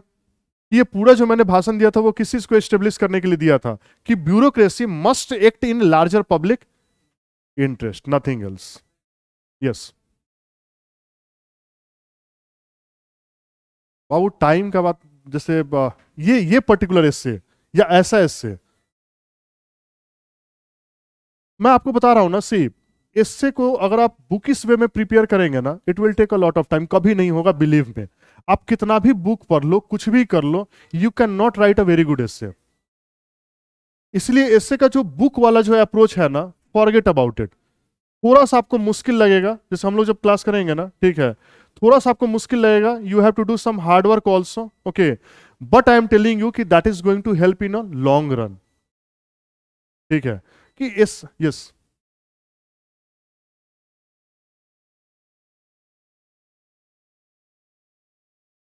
कुछ भी एग्जाम्पल दो ना भाई, मैं क्या बोल रहा हूं आपको, मैंने यही चीज तो मैंने आपको बताया कि वन नेशन वन इलेक्शन के ऊपर 15 एडिटोरियल मिला आपको। 15 एडिटोरियल में एक ही टॉपिक को 15 अलग अलग तरीके से बताया गया या नहीं बताया गया? यस और नो? मैंने वहां पे गांधी जी को दिया, आप मत दो गांधी जी को, आप नाथुराम गोडसे का दो। अरे मतलब मजाक कर रहा हूं मैं, किसी भी, हाँ, हुएवर इज एक्सेप्टेबल, एकदम दीजिए ना, कोई इशू नहीं। आप किसी से भी स्टार्ट कर दीजिए, ठीक है, दैट इज योर वे। जो आपका इससे जो है ना, that is very subjective in nature. Subjective का मतलब क्या होता है कि that is about subjectivity. Subjectivity depends on individual to individual. Prelims के एग्जाम में क्या है आपका कि फर्स्ट नंबर क्वेश्चन का आंसर बी होगा, तो बी आप, बी उनके लिए भी होगा, और बी जो है बाकी 4 लाख स्टूडेंट के लिए भी, except high court and Imtiaz Ahmed. हाँ ठीक है, एक बार क्वेश्चन आया था 63rd या 64th बीपीएससी में कि हाँ, आरा वाला जो क्वेश्चन था कि कुंवर सिंह कहाँ से पार्टिसिपेट किए थे, तो उसमें बीपीएससी आंसर दिया कि वो पटना से पार्टिसिपेट किए थे। बच्चा सब आराम ये किया था, ठीक है, तो वो गलत कर दिया बीपीएससी। तो हाँ, तो बीपीएससी में जब बच्चा लोग ये किया, हाँ, तो उसमें इम्तियाज अहमद सर का रिप्लाई था कि एक्चुअली ये क्या होता क्या है कि वो जो है मेंटली पटना में थे और फिजिकली जो है वो आरा में थे। ठीक है, तो सब yes, subjectivity that is there. Okay, अरे ये क्लास ऑनलाइन भी है तो मुझे नाम नहीं लेना चाहिए था, सॉरी, बट लीव इट। तो ये वाला पार्ट क्या आपका, that is called subjectivity and objectivity. कि प्रीलिम्स का एग्जाम जो है वो ऑब्जेक्टिव है, उसमें जो आपका आंसर सी होगा तो सी होगा। ठीक है, मेंस में क्या है आपका, that's a subjective exam, it depends on individual to individual. आप इस ऐसे को अलग तरीके से भी लिख लो, कोई इशू नहीं है। ठीक है, हाँ, लेकिन बोलने का मतलब क्या है आपका कि इससे जो है वो लगना चाहिए कि you are stick with the topic, you are doing justice with the topic. Okay, whatever the things you are writing there, that must be coherent with whatever the topic that is given there. Yes और no? आप पूरे ऐसे में देखिएगा ना कि कहीं भी आपको ऐसा नहीं लगेगा कि हम लोग टॉपिक से 1 मिनट के लिए भी मतलब हटे हैं या भटके हैं। नाउ से yes,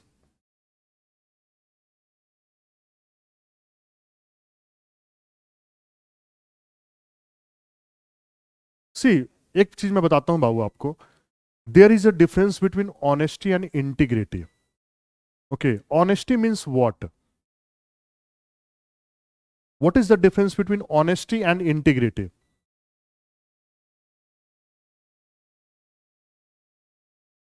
I am telling you, in the essay itself I told you कि honesty is about what, that is the letter of the law, you are following the letter of the law. Integrity means you are following the spirit. Integrity के बारे में बोला जाता है कि what you think, what you say and what you do, there must be a coherence. Honesty में ऐसा कुछ नहीं होता आपका, आपको बोला गया, आपने वो काम किया, that is called honesty.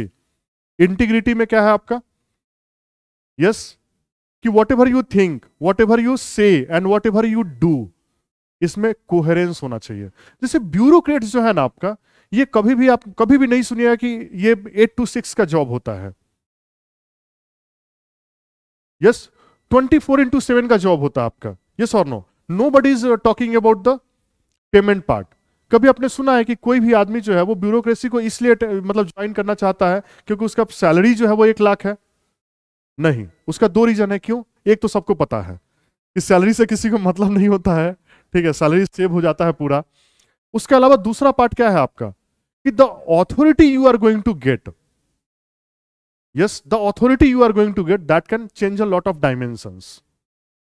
Yes और नो? तो वो पार्ट क्या है आपका कि ब्यूरोक्रेसी इज अबव दैट। तो वहां पे क्या होता है कि you require integrity.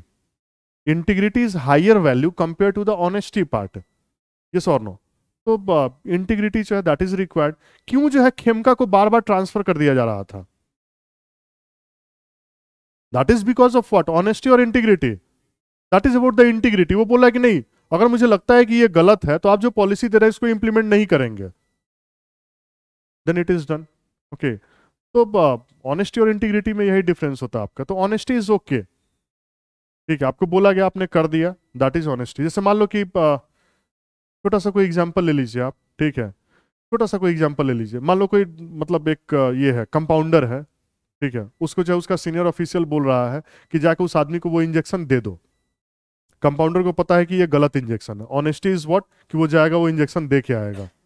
Artificial intelligence, robot जानते हो ना, robot, that is about honesty, वो आपको कभी डिफर नहीं करेगा। लेकिन integrity is what, that is about the artificial intelligence, वो घूम के चाटा भी मारेगा। Artificial intelligence is different from this robot part. How? How? Yes, critical thinking, yes, rationalization that is there, वो सोच सकता है। चिट्टी, चिट्टी का एग्जांपल देखो, वो चिट्टी सोचना शुरू किया ना जैसे ये ऐश्वर्या राय मिले। हाँ, तो दैट इज अबाउट व्हाट, तो that is the things we have now say. Nature serves as depositories of life. Next paragraph में आते हैं हम लोग। Nature serves as depositories of life and since time immemorial men has tried to control it. It has resulted in ruthless exploitation of natural resources and have jeopardized the existence of human life itself. Ancient civilization like Sumerian civilization, Indus Valley civilization and other has washed off due to ecological imbalance. ये मैंने एक example बता दिया, एक story बता दिया, establish कर रहा हूं मैं नाउ से। Honest bureaucrats will assess the extent of damage and can suggest the remedials. However, bureaucrats who uphold the larger public interest will think beyond mitigation and will ask for preventive and prohibitive solution. You got the answer. कि कैसे जो है केवल honesty नहीं, honesty में क्या होता है कि ठीक है चलो ये हो रहा है तो इसका ये सॉल्यूशन निकाल लेते हैं, बट जो लार्जर पब्लिक इंटरेस्ट में जो सोच रहा है वो क्या सोच रहा है। जैसे एक एग्जांपल देता हूं मैं आपको, ये सब example you can put in your, जैसे मुंबई में, मुंबई के लोकल के बारे में आपको पता है ना, मुंबई के लोकल ट्रेन बहुत क्राउड होता है वहां पे। लास्ट स्टेशन जो है आपका वो CST है, छत्रपति शिवाजी टर्मिनल है, ठीक है। तो I was in Mumbai for 3-4 years. तो एक चीज जो वहां पे ऑब्जर्व करने लायक है वो पता है क्या है, CST टर्मिनल जो है वो लास्ट टर्मिनल है, वहां पे ट्रेन जो है वो 1 या 1.5 मिनट के लिए रुकती है और फिर वहां से लोकल जो है वो वापस हो जाती है, ठीक है। बिहारी लोग नहीं, मराठी लोग जो उसमें रहते हैं, मतलब जो सफर करते हैं, वो लोग क्या करेंगे कि निकलते समय जो है CST टर्मिनल पे निकलते समय वो सारा लाइट पंखा सब जो है वो स्विच ऑफ कर देगा, ठीक है, और फिर निकलेगा, मतलब ट्रेन से दूसरा क्राउड आएगा, आके बैठेगा, फिर उसको स्टार्ट करेगा जस्ट फॉर 50 सेकेंड्स और 60 seconds. It means what? Yes,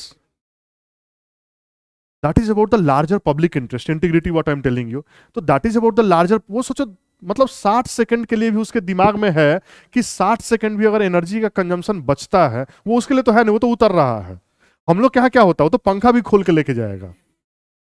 हाँ, forget about the energy conservation, ठीक है। हम लोग क्या, तो बहुत सारे लोग ऐसे गाँव में मिलेंगे आपको जिनके घर में रेलवे वाला पंखा लगा रहता है। So that is the level of integrity we have. Okay. Yes. हाँ, वहां पे क्या आपका just for 60 seconds they are thinking कि नहीं, अगर लाइट या फैन अगर बंद कर देते हैं तो that is going to serve the larger public interest. Okay, that is all about it now say. तो will ensure, he will link the nature with survival of mankind and will ensure sustainable development. Now दूसरा dimension में आ जाओ, politically also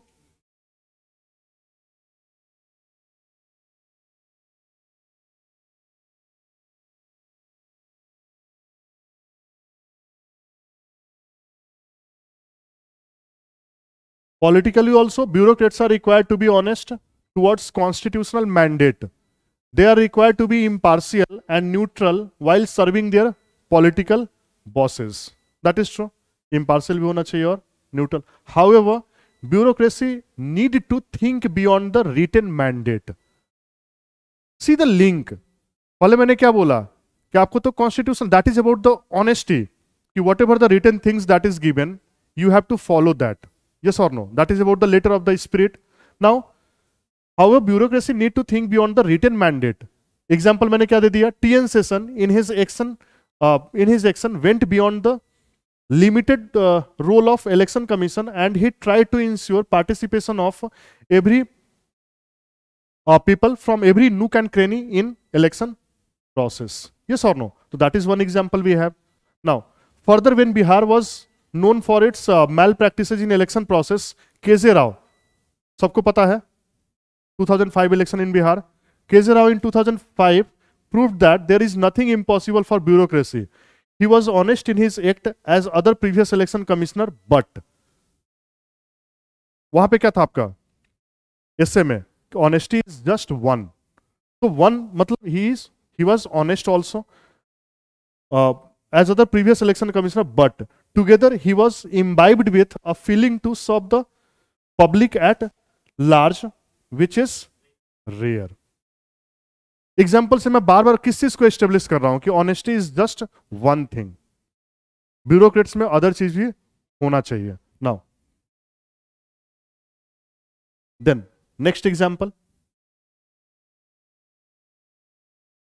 in 2011 Vinod राय, पता है आपको, CAG, 2G scam, कोल scam, सब तो इन्हीं का आइडेंटिफाई किया हुआ था ना. In 2011 Vinod Rai went beyond the financial audit and hold a proprietary audit. There is a difference between financial audit and proprietary audit. What is the difference we have? Yes, anybody tell me? आपका prelims तो खत्म हो गया है, and you all are going to qualify it also. Then, what is financial audit and proprietary audit? What is proprietary audit? Na.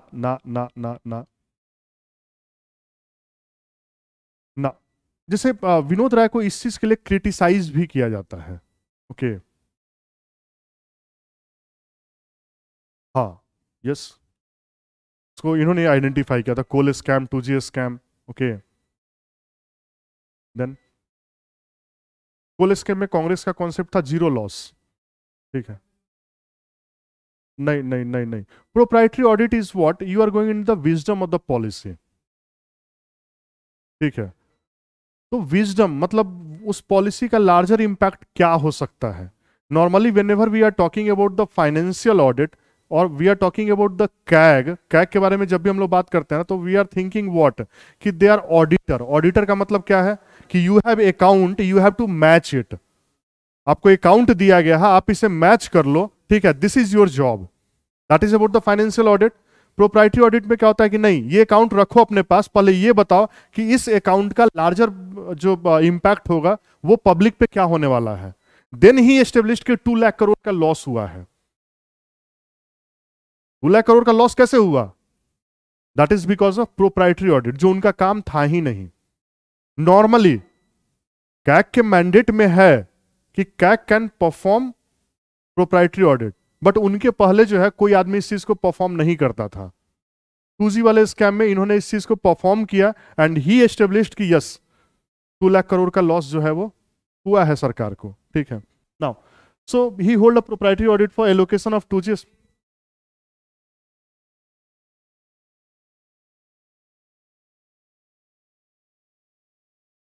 नहीं, variables कभी भी आप खुद से याद नहीं कर सकते. वेरिएबल्स क्या होता है, you have a trend.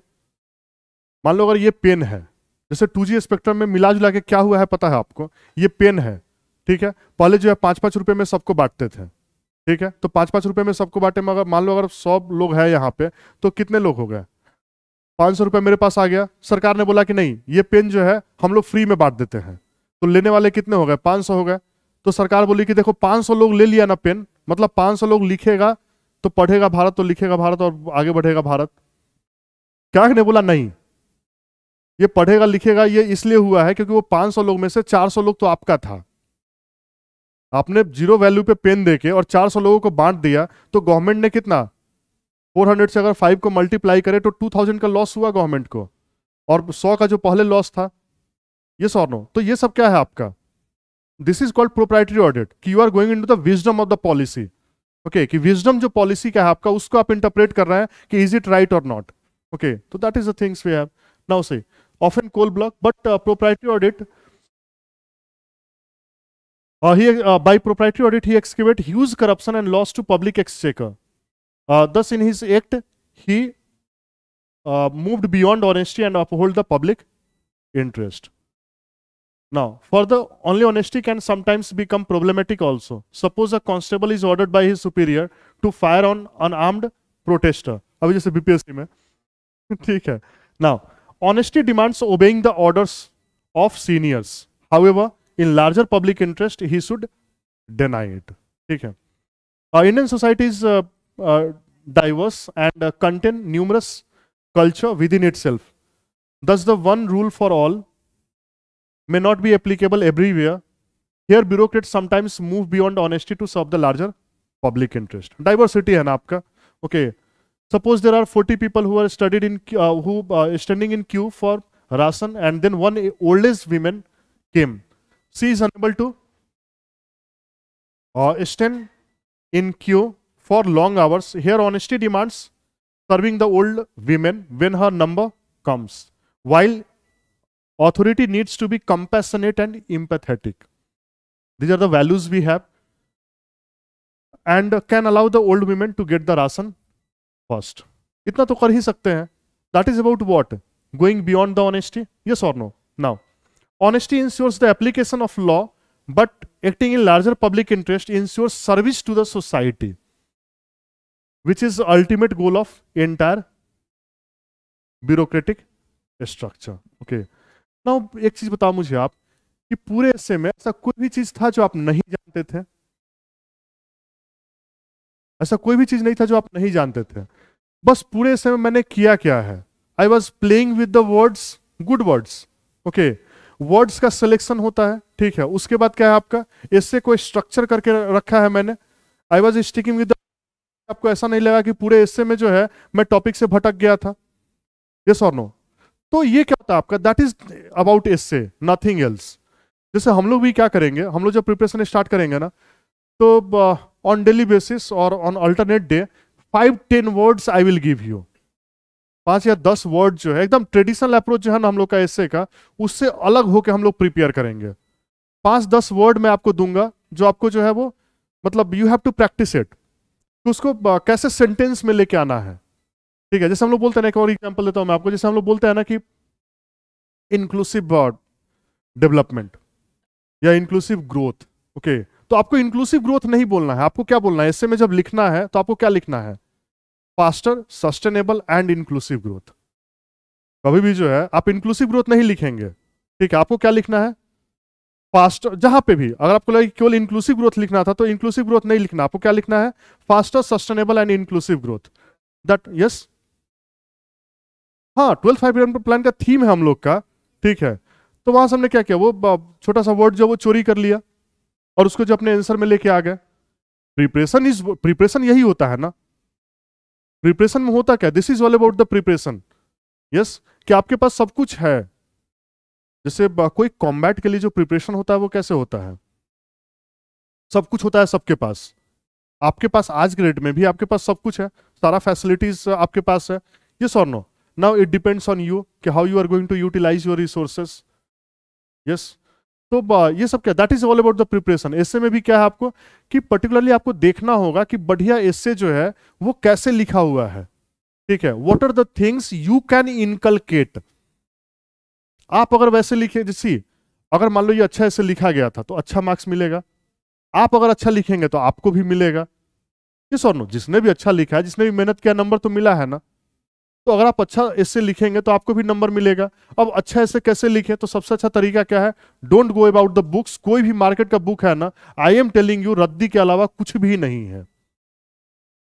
Just पूरा का पूरा रद्दी मटेरियल है आपका. ठीक है.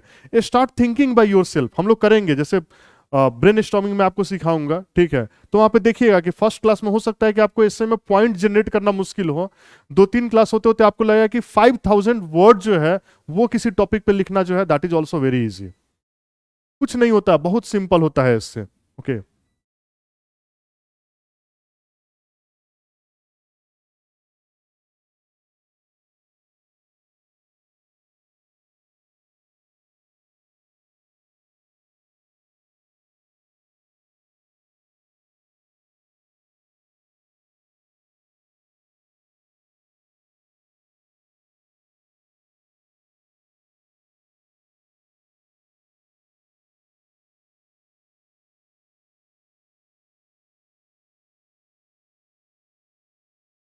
डायमेंशन वगैरह हम लोग का ब्रेनस्टॉर्मिंग करने का होगा आपको।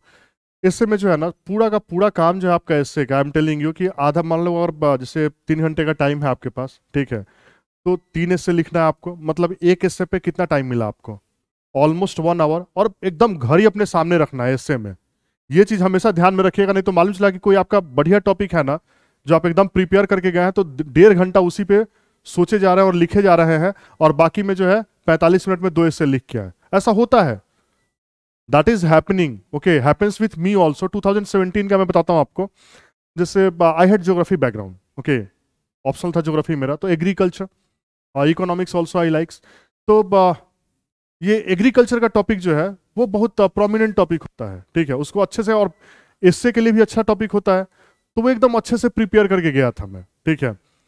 जब वहां पे क्वेश्चन देखा मैं, तो एग्रीकल्चर जो था, फार्मर से रिलेटेड एक क्वेश्चन आया था, ठीक है, फार्मर्स इनकम से लेके। तो अब मैटर तो वही है, कंटेंट वही होगा, केवल उसको फार्मर के हिसाब से जो उसको मोल्ड कर देना है, ठीक है।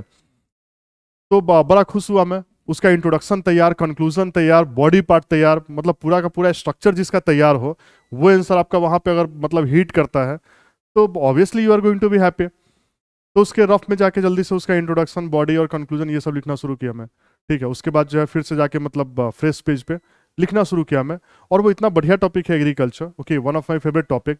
उस पर जब लिखना शुरू किया मैं, तो आई वॉज इन फ्लो, मतलब इतना मतलब बढ़िया फ्लो में लिखे जा रहा हूँ, लिखे जा रहा हूँ, लिखे जा रहा हूँ। उसके बाद दूसरे ऐसे के लिए जो है मुश्किल से मेरे पास मतलब 1 घंटे का टाइम जो है वो बचा हुआ था। सोचो 15 मिनट में हम जल्दी से, नॉर्मली 1.5 घंटे का टाइम आपको एक ऐसे पे देना होता है, दूसरे ऐसे के लिए मेरे पास 1 घंटे का टाइम बचा हुआ है, 2 घंटा में एक ऐसे लिखे थे, ठीक है, और 1 घंटा में जो है दूसरा ऐसे लिखे। तो बट एग्जाम में क्या होता है आपका, एक और चीज मैं बताता हूँ आपको, कि अगर आपका इंट्रोडक्शन वाला पार्ट अच्छा है, ठीक है, बॉडी वाला पार्ट अच्छा है, तो कंक्लूजन अगर थोड़ा सा आपका कॉम्प्रोमाइज भी होता है ना, ठीक है, you are going to get marks. क्योंकि वहां तक पहुंचते पहुंचते एग्जामिनर जो अपना माइंड ऑलरेडी डेवलप कर चुका था कि कितना नंबर देना है। तो इंट्रोडक्शन जो है वो सबसे मतलब बेहतरीन होना चाहिए आपको। आपको इंट्रोडक्शन जो है सबसे पहले आपको रफ वर्क में लिखना है, ठीक है, उसके बाद आपको मतलब प्रॉपर जहां पे आपको लिखना होता है वहां पे लिखना है आपको एकदम। जो इंट्रोडक्शन आप लिखना चाहते हैं ना, गिव सफिशियंट टाइम, वो इंट्रोडक्शन जो है पूरा पहले रफ वर्क में लिखिए, ठीक है, क्योंकि इंट्रोडक्शन जो होता है वो ओपनिंग होता है, किसी चीज को आप कैसे ओपन कर रहे हैं, और ओपनिंग से पता चल जाएगा। इंडिया जो मैच हारता है, जो अभी जो वर्ल्ड कप में जो मैच हारा था, रोहित शर्मा का विकेट गिरते ही समझ में आ गया कि आज मतलब कांड होगा। That is about the opening part, कि ओपनिंग अगर खराब हो रहा है आपका, ठीक है, तो वहां से एग्जामिनर का माइंडसेट जो है दूसरे तीसरे चौथे पेज तक जाते जाते वो समझ जाएगा कि आपका लेवल क्या है, ठीक है। तो अगर आपको कॉम्प्रोमाइज भी करना है ना, तो 8वें 9वें पेज में कॉम्प्रोमाइज कर लीजिए, कोई इशू नहीं है। पहला दूसरा तीसरा चौथा 5वां पेज तक तो कॉम्प्रोमाइज कीजिए ही मत, एकदम आराम से टाइम दीजिए, लिखना होगा। डायमेंशन कैसे डिसाइड करना, ये सब हम लोग करेंगे, एकदम फिक्स डायमेंशन होता है। डायमेंशन डिसाइड करने का सबसे अच्छा तरीका क्या है आपका, कि यूपीएससी का सिलेबस है ना, उसको दिमाग में रखिए।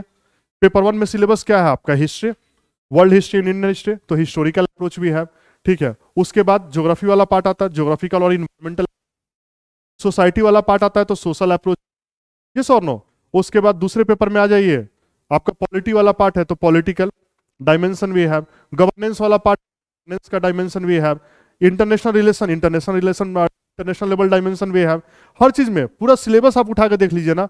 इकोनॉमिक्स में आ जाओ, तीसरा पेपर जो इकोनॉमिक्स का होता है, economical dimension we have, environmental और disaster management related dimension we have, technological, science and technology है तो टेक्नोलॉजिकल डायमेंशन वी हैव, और ऐसे का 4th पेपर आ जाओ, ethics, ethical dimension we have.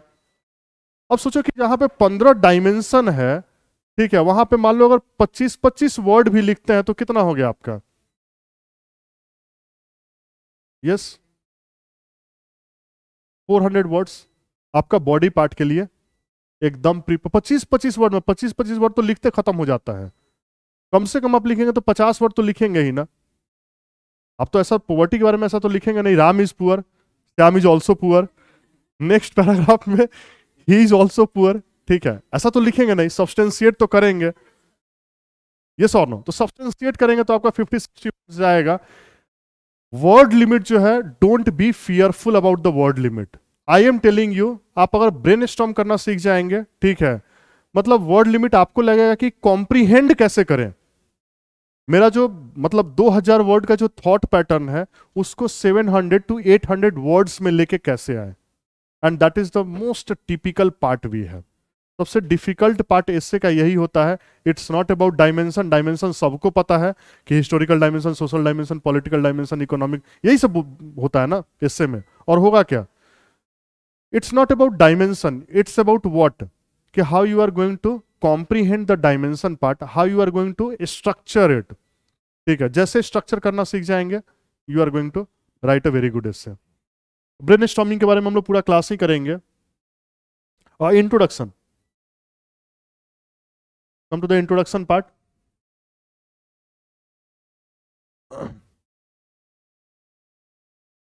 अभी लिखना कुछ नहीं है, ये नहीं कि कॉपी निकाल के INTRO लिख लिए ठीक है, लिखेंगे बहुत कुछ लिखेंगे हम लोग। आई will give you sufficient material also, क्योंकि जब तक मैं सब मटेरियल नहीं दूंगा ना आपको लगेगा ही नहीं कि इससे का क्लास हुआ है। हाँ, जो हम लोग का थॉट पैटर्न है, but I am telling you कि more than my content, your content is sufficient enough. Okay, आपके दिमाग में जो कंटेंट है ना that is sufficient enough, still I will provide you the content. Okay, now intro के बारे में बात करते हैं ना, तो इंट्रो जो है ना अलग अलग तरीके से लिखा जाता है। ठीक है, जैसे एक कोई एनेक्डोट या स्टोरी कोई आपके माइंड में आ गया, या आप अच्छा कहानी बना सकते हैं, तो अपने दिमाग में आपने कोई कहानी बना लिया। ठीक है, तो दिमाग में कोई कहानी बना ली। जैसे एक एग्जांपल देता हूं मैं आपको, आयुष्मान भारत।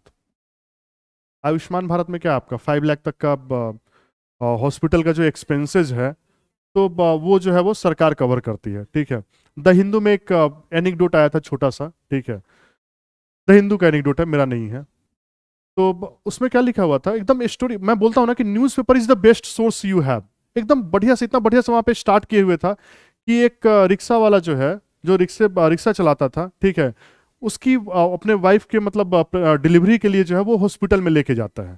ठीक है, सरकारी हॉस्पिटल में उसको बोल दिया जाता है कि यहाँ पे जो है नहीं हो पाएगा, आप प्राइवेट हॉस्पिटल में लेके जाओ। ठीक है, तो वो प्राइवेट हॉस्पिटल में अपनी वाइफ को लेके जाता है, वहां पे एडमिट करवाता है। ठीक है, उसके बाद 3-4 दिन तक उसकी वाइफ वहां पे एडमिट रहती है, और इस 3-4 दिन में जो है उसके दिमाग में अपने बच्चे को छोड़कर, उसके मतलब डिलीवरी तो हो गया था उसकी वाइफ का, उसका बच्चा भी हो गया था, लेकिन उसके दिमाग में अपने बच्चे के बारे में कोई थॉट नहीं आ रहा था। थॉट क्या आ रहा था कि हॉस्पिटल का बिल कितना आएगा। ठीक है, नाउ चौथे दिन जब वो हॉस्पिटल का बिल उसको मिलता है, तो he see zero on that bill. Okay, and then he was mesmerized about it कि what happened with me, why the bill is zero, is it the clerical mistake or something else had happened with me? Okay, then he went to the counter again and recheck it, then he came to know about the government scheme Ayushman Bharat. Now अगर मान लो अगर health scheme के ऊपर या आयुष्मान भारत के ऊपर कोई अगर आपको एस्से लिखने का होता है, you can start your essay from here. इससे बढ़िया इंट्रोडक्शन क्या ही हो सकता है।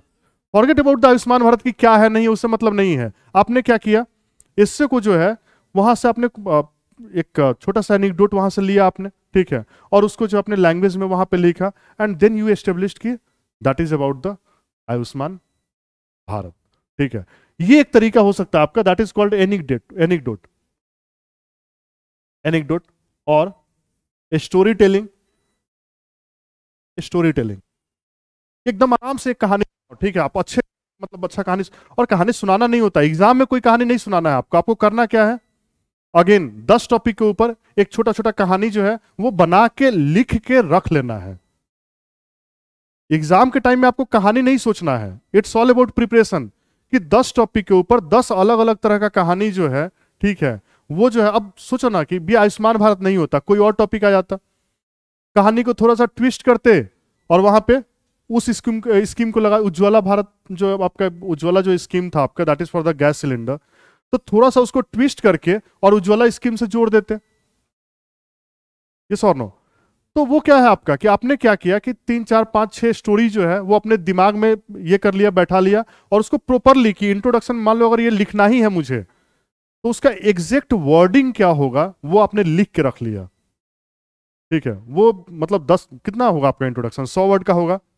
100 वर्ड में से जो है आप आराम से 90-100 वर्ड जो है वो लिख के रखे हुए हैं। ठीक है, 1-2 बार उसको देखा, उसके बाद जो है जैसे ही अगर इससे हिट कर गया तो you are the luckiest person.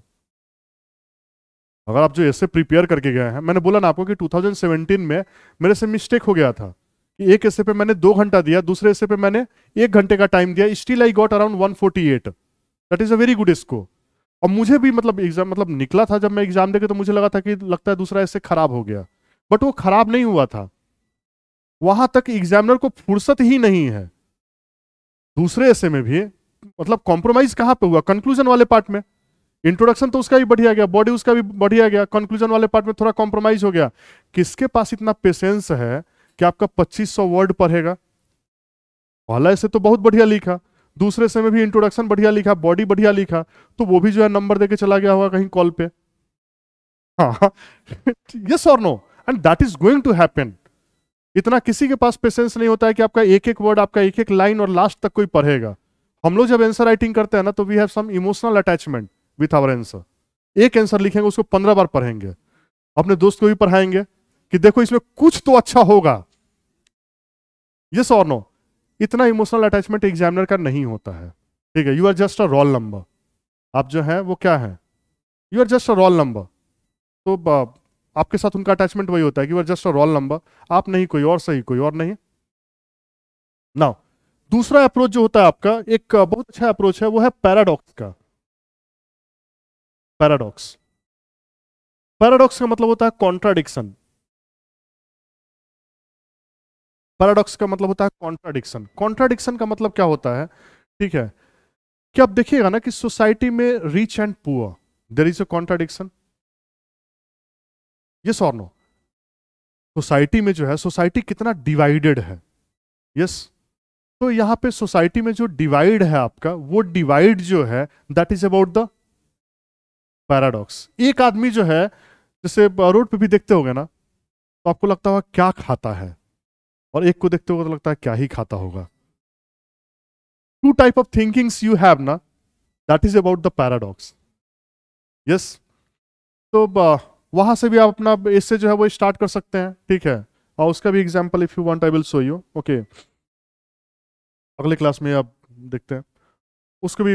I will show you कि पैराडॉक्स क्या होता है, पैराडॉक्स में कैसे मतलब स्टार्ट कर सकते हैं उसको, ठीक है। देखते हैं, if I have I will show you.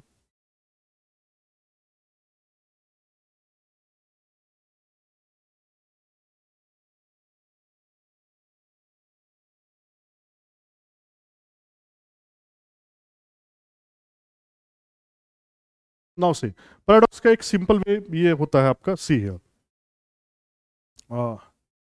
एक दूसरा भी पैराडॉक्स का एग्जांपल होगा, वो that also I will show you. इसमें शॉर्ट में मैंने पैराडॉक्स क्रिएट किया है। नहीं, इसमें पैराडॉक्स नहीं है, इसमें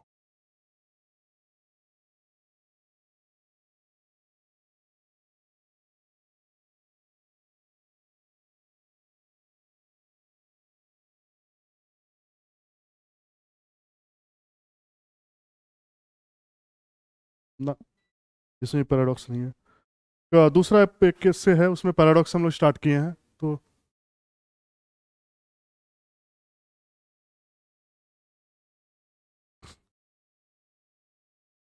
नहीं, ये भी पैराडॉक्स नहीं है। ओके, देखते हैं, उसको भी दिखाऊंगा मैं आपको। तो पैराडॉक्स में क्या होता है कि जैसे एक एग्जांपल होता है आपका कि जैसे हम लोग अभी चंद्रयान 2 लॉन्च किए हैं ना, या पैराडॉक्स का एक सिंपल सा एग्जांपल देता हूं मैं आपको। अभी 1 जनवरी आया था, 1 जनवरी में जैसे रात के 12 बजे अगर आप निकलते रोड पे, ठीक है, निकले भी होंगे, तो आपने क्या विटनेस किया था? यस, कि पूरा आसमान जो है वो एकदम पटाखा जो एकदम गूंज रहा था, ठीक है। नाउ उसी टाइम पे, सेम टाइम पे कोई आदमी जो है फुटपाथ पे सोया हुआ है। Yes, that is the two sides of the same coin. Yes और नो, एक ही भारत का दो चेहरा आपको दिख रहा है ना, that is about the paradox. Okay, तो आप इस, यस क्या हो गया, तो आप जो है यहां से एक कॉन्ट्राडिक्शन से भी अपना एस्से जो है वो स्टार्ट कर सकते हैं। दैट इज ऑल्सो अ वे कि आपने जो है एस्से में जो है, जैसे मान लो कि कोई भी एक अच्छा चीज बताया आपने, ठीक है, उसके बाद एक सेकंड साइड बताया आपने, ठीक है, और उसके बाद जो है उसको एस्टेब्लिश करके और फिर आप आगे बढ़ गए, ठीक है। तो that is another way we have, इसका भी एग्जांपल दिखाऊंगा मैं आपको। That is about the paradoxical essay.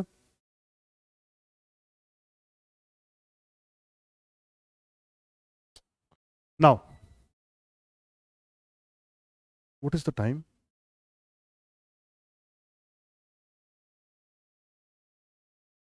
Time कितना हुआ?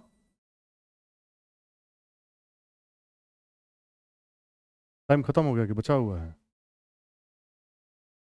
शुड वी कंटिन्यू और यस यू टेल में।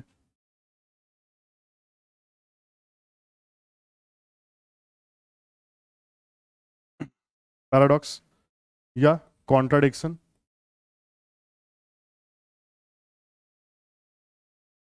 तीसरा एक तरीका होता है आपका, बहुत फेमस तरीका है आपका, और बहुत लोग इसको फॉलो करते हैं। कोट से आप स्टार्ट कर दीजिए, ठीक है, कोई भी एक कोट जो है वहां से स्टार्ट कर दिए, या यू कैन स्टार्ट विथ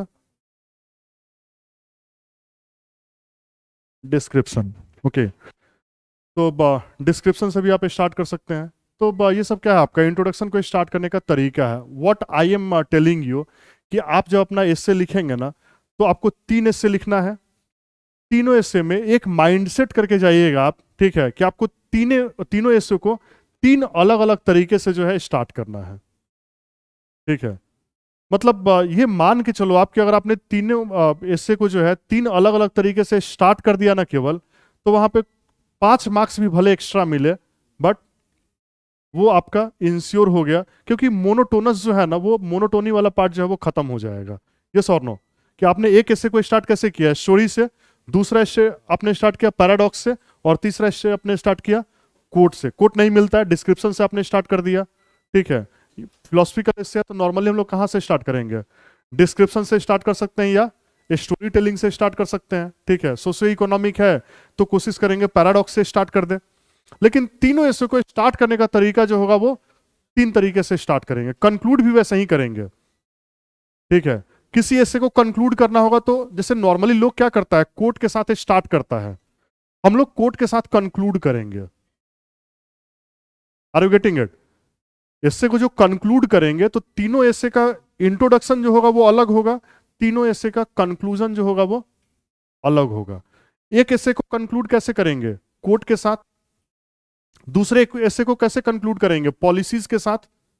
जैसे मान लो विमेन का कोई इशू या कोई भी सोशियो इकोनॉमिक इशू के ऊपर आ गया तो पॉलिसी के साथ। और तीसरा ऐसे जो है वो अगर हम लोग को कंक्लूड करना होगा तो एक फ्यूचरिस्टिक अप्रोच लेके वहां से खत्म कर देंगे, ठीक है। तो ऐसे को इंट्रोड्यूस करने का भी तरीका अलग होगा आपका, और ऐसे को कंक्लूड करने का भी तरीका जो होगा, तीनों ऐसे का, तीनों ऐसे लगना चाहिए कि एक complete demarcation that is there, कि आपने तीनों ऐसे को जो है 3 अलग अलग माइंडसेट में रह के लिखा है, ठीक है। ऐसा नहीं कि एक बार ऐसे लिखना शुरू किए और तीनों ऐसे जो है वो कंटिन्यूअसली लिखे जा रहे हैं। मतलब तीनों ऐसे लग रहा है कि मतलब सेम तरीके जो है डिस्क्रिप्टिव वे में जो है आप ऐसे को लिखते जा रहे हैं, वो वैसा नहीं होना चाहिए, ठीक है। These are the way we have. So that is enough for today, tomorrow we will continue from here. Okay, एक एक चीज के हम लोग डिटेल में जाएंगे। Okay, thank you everybody, thank you.